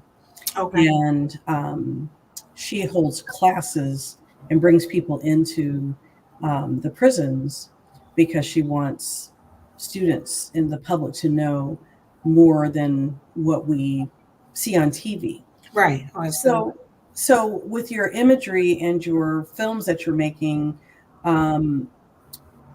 is there an aspect of that there, or are they totally separate and outside of what we see? Right now it's separate, but I am working on telling my story. So I will have a film out discussing dictating what happened and explaining, and it'll definitely be a drama. So. Have you encountered Angela Davis, who's a native of Birmingham, and she's an advocate for women in the prison system? Have you had a chance to meet her? Well, I hope that happens. Thank you. That is definitely her passion at this stage in her journey. We often think about her and the Black Power movement, but for probably the last 25 or 30 years, her focus has been women who have been incarcerated and formerly incarcerated women in their life afterwards. And I'm really happy to hear about your story. Do you mentor other women that are currently incarcerated? Currently incarcerated? No, it's pretty hard to get, to go back into the prisons when you've just come home, right? But my goal is to be able to take some of the things that I'm doing now back into the prison system, just to motivate, inspire, support, and to have some resources available when the women come out of prison. There's so many resources for men, but very lacking for females. So one of the things that I do want to do is be a resource for individual females that are coming home. But it starts where they are. going in and getting their minds right, to help them have something to look forward to. I know when I was incarcerated, I mean, so many women didn't have the support that was needed, right? But even without support, having the resources when they come home. So, although they would bring outside individuals in to try and provide resources, they were not dedicated to the journey for real. So, being there, experiencing it, um, and seeing it firsthand, some of the things that are needed within the system. My goal is to really be able to be a positive resource and support individual for those who are still incarcerated and those who've come home and have not found their way. Everybody's not as motivated, but I think that when you let them know that there is another way to go and they have support, they have help, and someone is there to help them to get to where they're trying to get to, makes a big difference. Yes, yes, yes. Well, I worked in healthcare for 10 years in a community where people would come home. There were a lot of group homes and places that would accept people that were returning from incarceration. And we provided healthcare at on a sliding scale. And having an ID was a big issue. And since you've worked with federal insurance and things of that nature, they have all these restrictions on people who are attempting to be served with those social insurances. And so that was kind of the extent of the hardships that I saw. So I imagine that outside of having an ID, which what can you do without an ID? It's really hard. And so I'm enjoying learning more from you about what one might go through. So there's some specifics that you can tell us to look for in your book and then the upcoming film without giving away all that we are going to see. So my upcoming film is Unexposed. So in Unexposed, it's just the journey of a woman who has challenges within her marriage, her relationships. Broken Trust was the first of the series, right? Unexposed is a recollection of what Tracy, who's the character, has been through. She's realizing that she's able to, pinpoint signs. She's able to capture, to unexpose individuals without exposing them, if that makes sense to you. And I understand what their motives are. Yeah, before they even know what their motives are. So when they're exposed, you have an option. I can either expose you or I can unexpose you, but you got to do the right thing. So. I'm looking forward to learning more. I'm intrigued. Broken Trust is out there on Tubi. On Tubi. Mm-hmm. Broken Trust. Okay, I will look for that. So tell us how people can get in contact with you, where they can buy your book. So I have 9 books available on Amazon. 9? Yes, ma'am. Okay. And like I said, my IG, Miss Tracy Parson. Any casting requests, Trapar, TRAPAR, casting@gmail.com. And on Facebook, I am Miss Tracy Louise. Thank you so much for sharing with us this beautiful journey. And I hope I'll be in Philadelphia next month, at the end of the month, doing my son's going to be there for a tennis event, and I'm tacking on a book signing. So I'm looking for the place to have it. And so I hope that I get a chance to meet you. There's one other person that lives in New Jersey that was on a couple of people ago. And so she said she's only 30 minutes from Philadelphia. So I'm hoping that we can have a reunion of people that were on the Black Business Olympics live show today. So thank you so much. Thank you for having me. So I'm now going to thank our sponsors.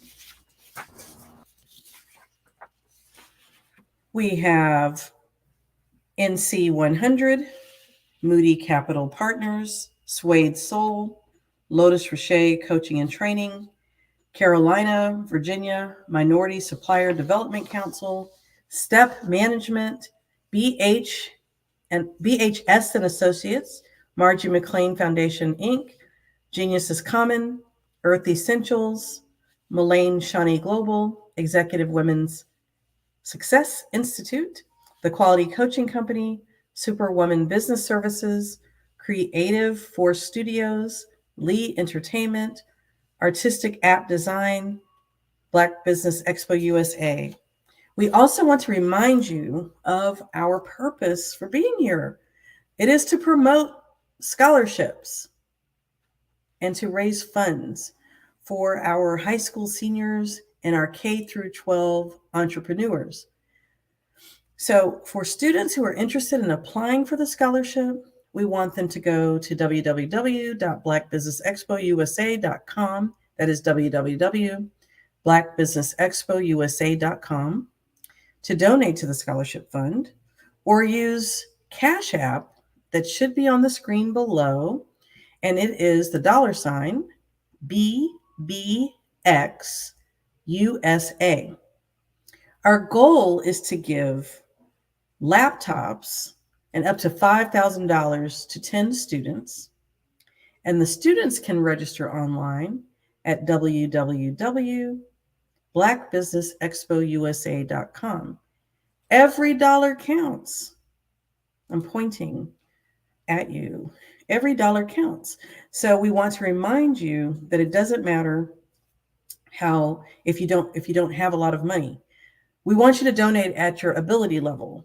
So if you do have a lot of money, please donate at the highest possible level. I thank you for your time today. I'm Bettina Bird Giles with the Bird's Nest LLC, and I am the author of Tales of a Formerly Unhappily Employed Liberal Arts Major. That's a long title. Tales of a Formerly Unhappily Employed Liberal Arts Major. It's available on Amazon and anywhere you get your online orders. I thank you once again. Genius is common, and I'll see you on the other side. Have a great night. The Black Business Expo's mission is to raise funds for high school seniors going to college or K through 12 entrepreneurs.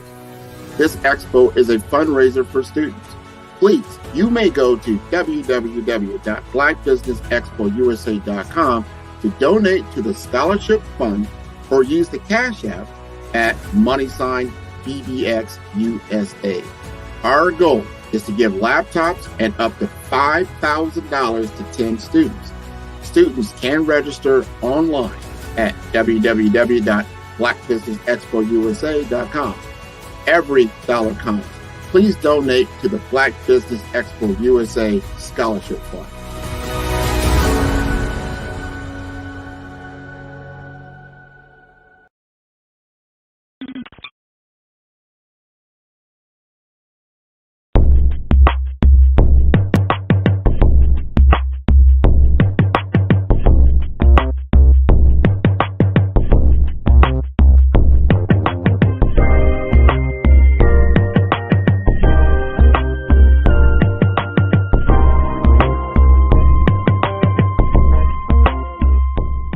One of the things that people always ask me is, what is art? And I say art is something that someone creates from nothing, and it's their inner feelings in terms of how they feel. And it's something that should not be judged and cannot be judged by anyone other than that person that did the particular piece of work. Any work that's created in that manner, to me, is art. When you ask me about abstract expressionism, I say abstract expressionism is a form of art that merges abstract and expressionist art together. And that's one of the things that I've tried to do in my work in terms of the journey to the actual painting. When you begin to look at my work, one of the things that I want you to recognize and look for is, what do the bold lines do? My favorite colors are black and brown and white. And you'll see in my work that you'll see that black, you'll see that brown, and of course you'll see that white. The white to give the joy of highlighting the piece, and then of course the black to define and give you the boldness and the strength in the piece. When you begin to analyze the colors that I utilize, I always use colors to kind of give you a tone or an emotion about the piece. So the different kinds of colors that you will see in this particular show are going to be colors that are going to be bringing forth an idea. One of the things that we did on this DVD of this show was we're online, and you can go to my website at www.kellyworldwide.com, or you can email me at erickelly45@gmail. But we went online and we had people to tune into the show and ask them what colors would they like for me to use. And of course, the colors that they asked for, we utilized those colors. Those colors were red, orange, green, and white. And we added an additional color of blue and gold. And that's what you're going to get on this particular piece. We had a survey of people that they wanted me to paint, and everybody came back with the Beyoncés, the Barack Obamas, the stars of the now. And what we chose was Beyonce. So that's the piece that we're doing. We hope that you enjoy the artwork that we have created. And in this DVD, you also will see other pieces that I've created, and hopefully that you will enjoy this show. And if you're looking to have me to come to your gallery or to your museum, I can be contacted at 919-308-9090. And of course, as I always say, love without happiness, there's no peace of mind. My name is Eric Kelly III. I hope you enjoy the show, and I look forward to meeting you, and I hope you enjoy my work. When discussing abstract expressionist work, one of the things that I had to do was do some research. And that research led me to abstract expressionism. Figurative drawing is a part of what I do. I use parody and I use satire when I do my pieces. And so what I did was I joined those four pieces together. A lot of times people ask me, how did I discover abstract expressionist artwork? When I say I didn't discover it, it's something that's been here all the time. I just have taken it and expanded on it to make it an art form that I utilize for my subject matter through my journey. When I was 4 years old, my grandmother gave me a pencil. We were sitting in church. I think she thought I just was going to scribble, but I began to draw the choir. Later on, as I matured, she said that picture that I drew, the first one that I drew, looked like people in the choir. And so with that thought, I kept drawing.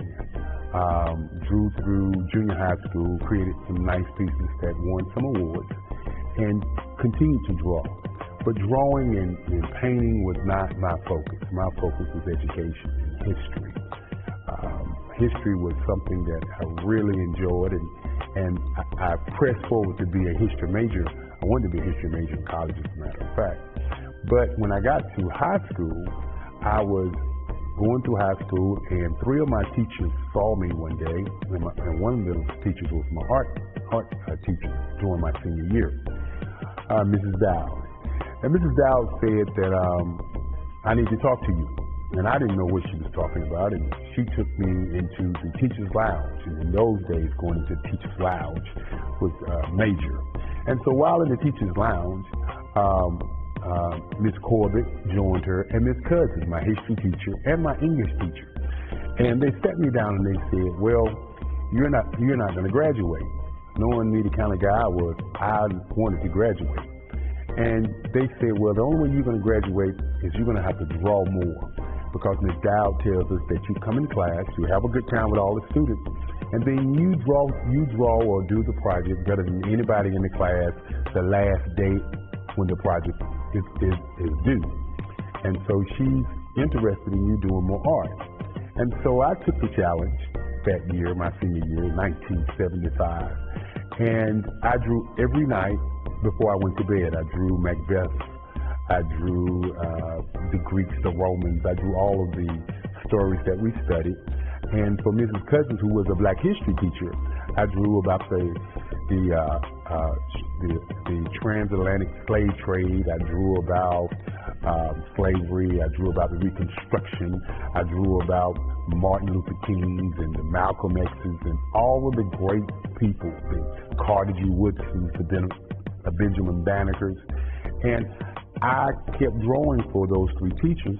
And at the end of the year, the Durham Leaks came to school and gave me an award. And I was surprised because I thought that the Durham Leaks was going to give that award to someone else. I had so much work. I had enough work to fill the hallways.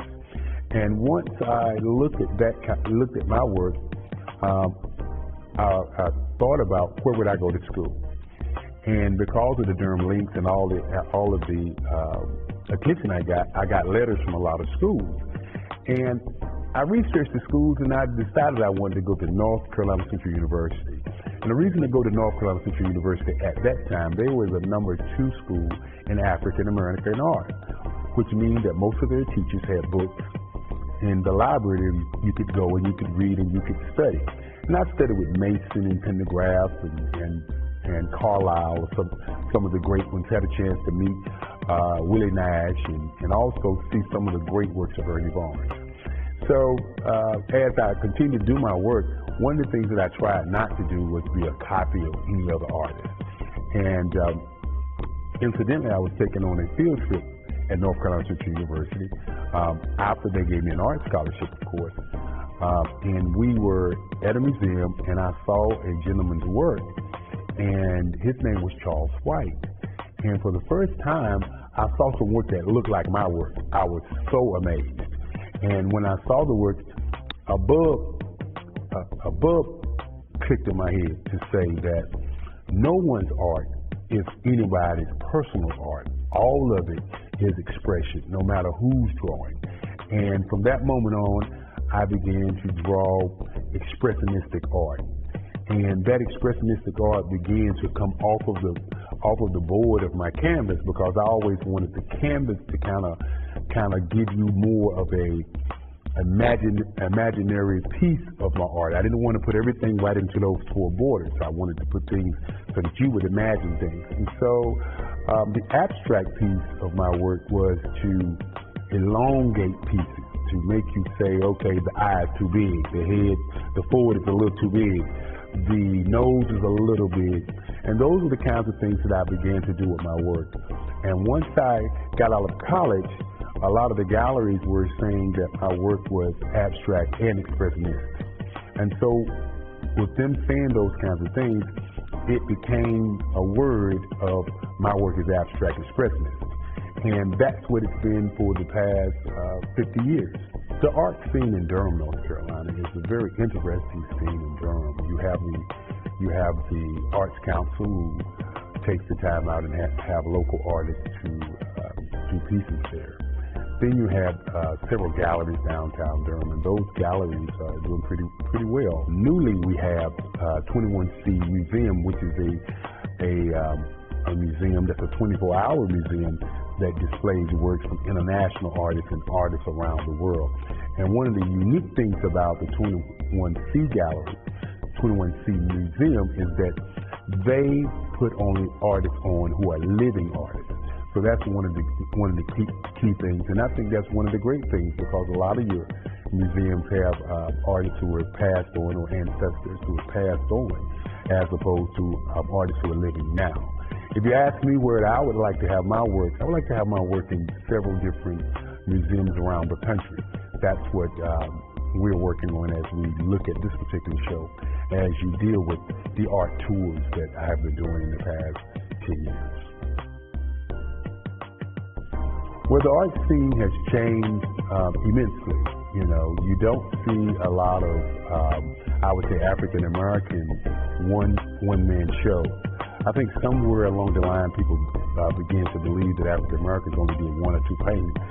And if you look at some of the African Americans who are artists, it's a life goal. It's not a one painting or a two painting. So I think that's one of the differences.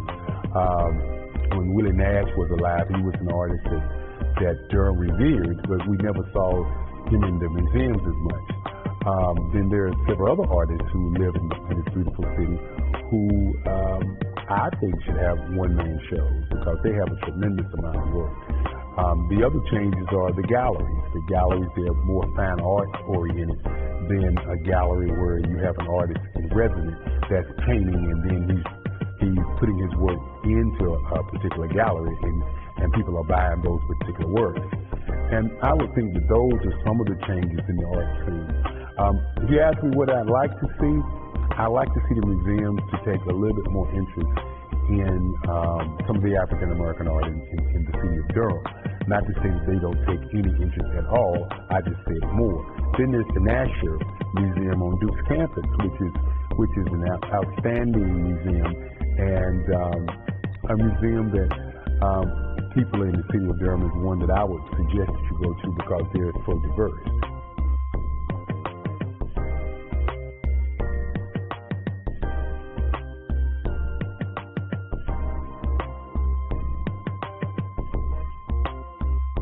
One of the things that you, as an artist, you'll get from time to time is people to commission you to do pieces of artwork.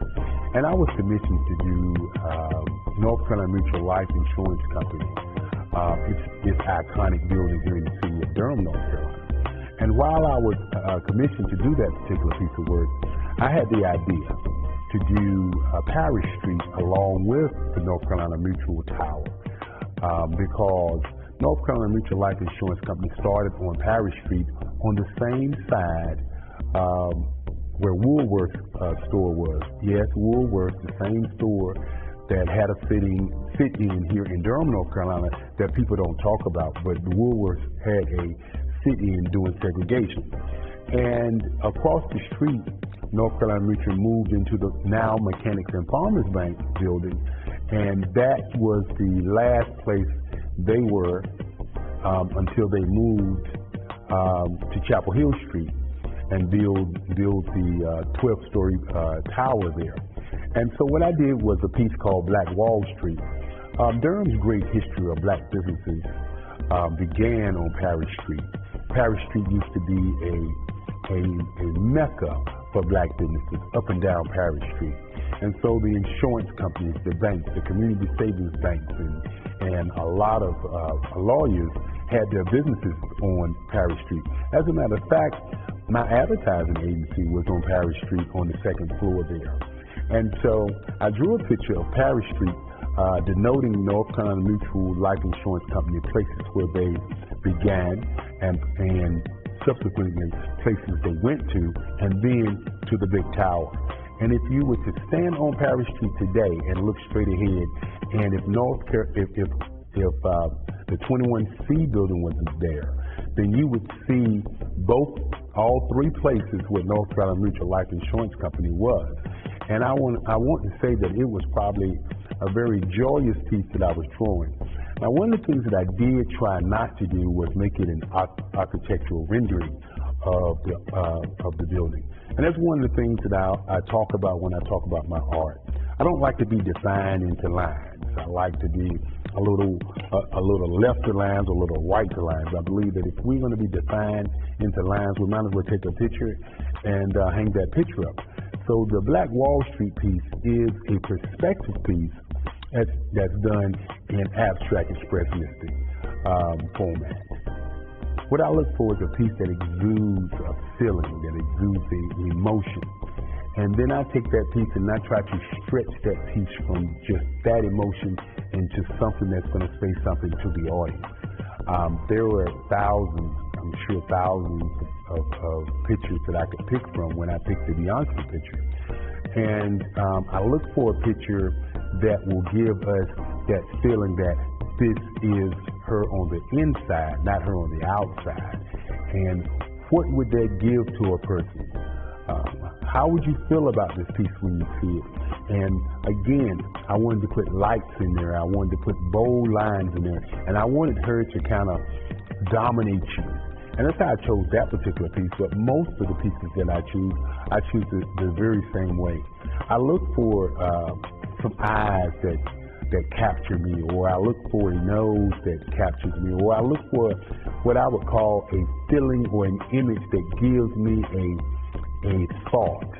And then I pull from that thought, and then I try to, once I start painting, I try to put that thought into color. And sometimes it's one of those things where I sit back and I look at the work, and I'll stand away from it and I'll look at the work, and I'll see, is it saying what I would like for it to say? And then I ask myself, is it saying what I want my audience to believe? And that's how I pick my work. Sometimes you can overdo a piece.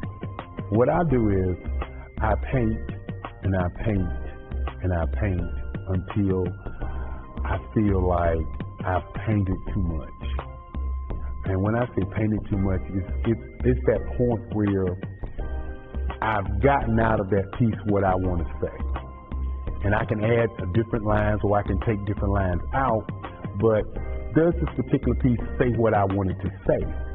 And once it's saying what I wanted to say, then that's when I end. Sometimes people ask me, how long does it take? I don't know. I can't put a time on the end. I can put a time on the beginning. And that's one of the things that I try to do each and every day, is to begin a piece of artwork.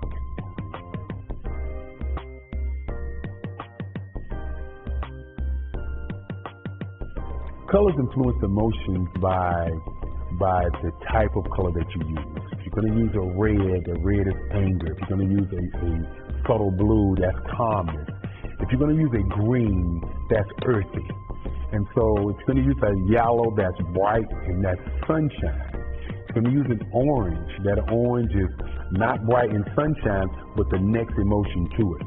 Then your pinks and your blues, to me, denote another emotion. And so when I pick a color, I pick that color from the picture that I'm drawing from. If someone gives me a picture and it's a picture of somebody in anger, I right away use the browns, the reds, the green, the dark green, and to give that feeling from that particular piece. If somebody gives me a piece, or if I select a piece that's saying I'm happy or I'm serious, then I try to use those colors that give you the hues and tones that are going to make you say, okay, this person is happy, or this person is nonchalant. And so that's how I choose the colors. And the most important part of what I do is I utilize white for highlights, and I utilize black for the darkness and the boldness and the strength of the piece, and to pull the piece all the way together, so that there are some levels of boundaries. But as I said earlier, I like for the boundaries to be non-existent.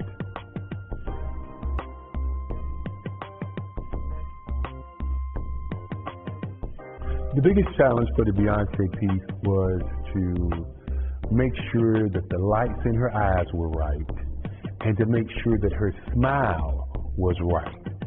When you're drawing a piece of art, there are certain things that you want to do.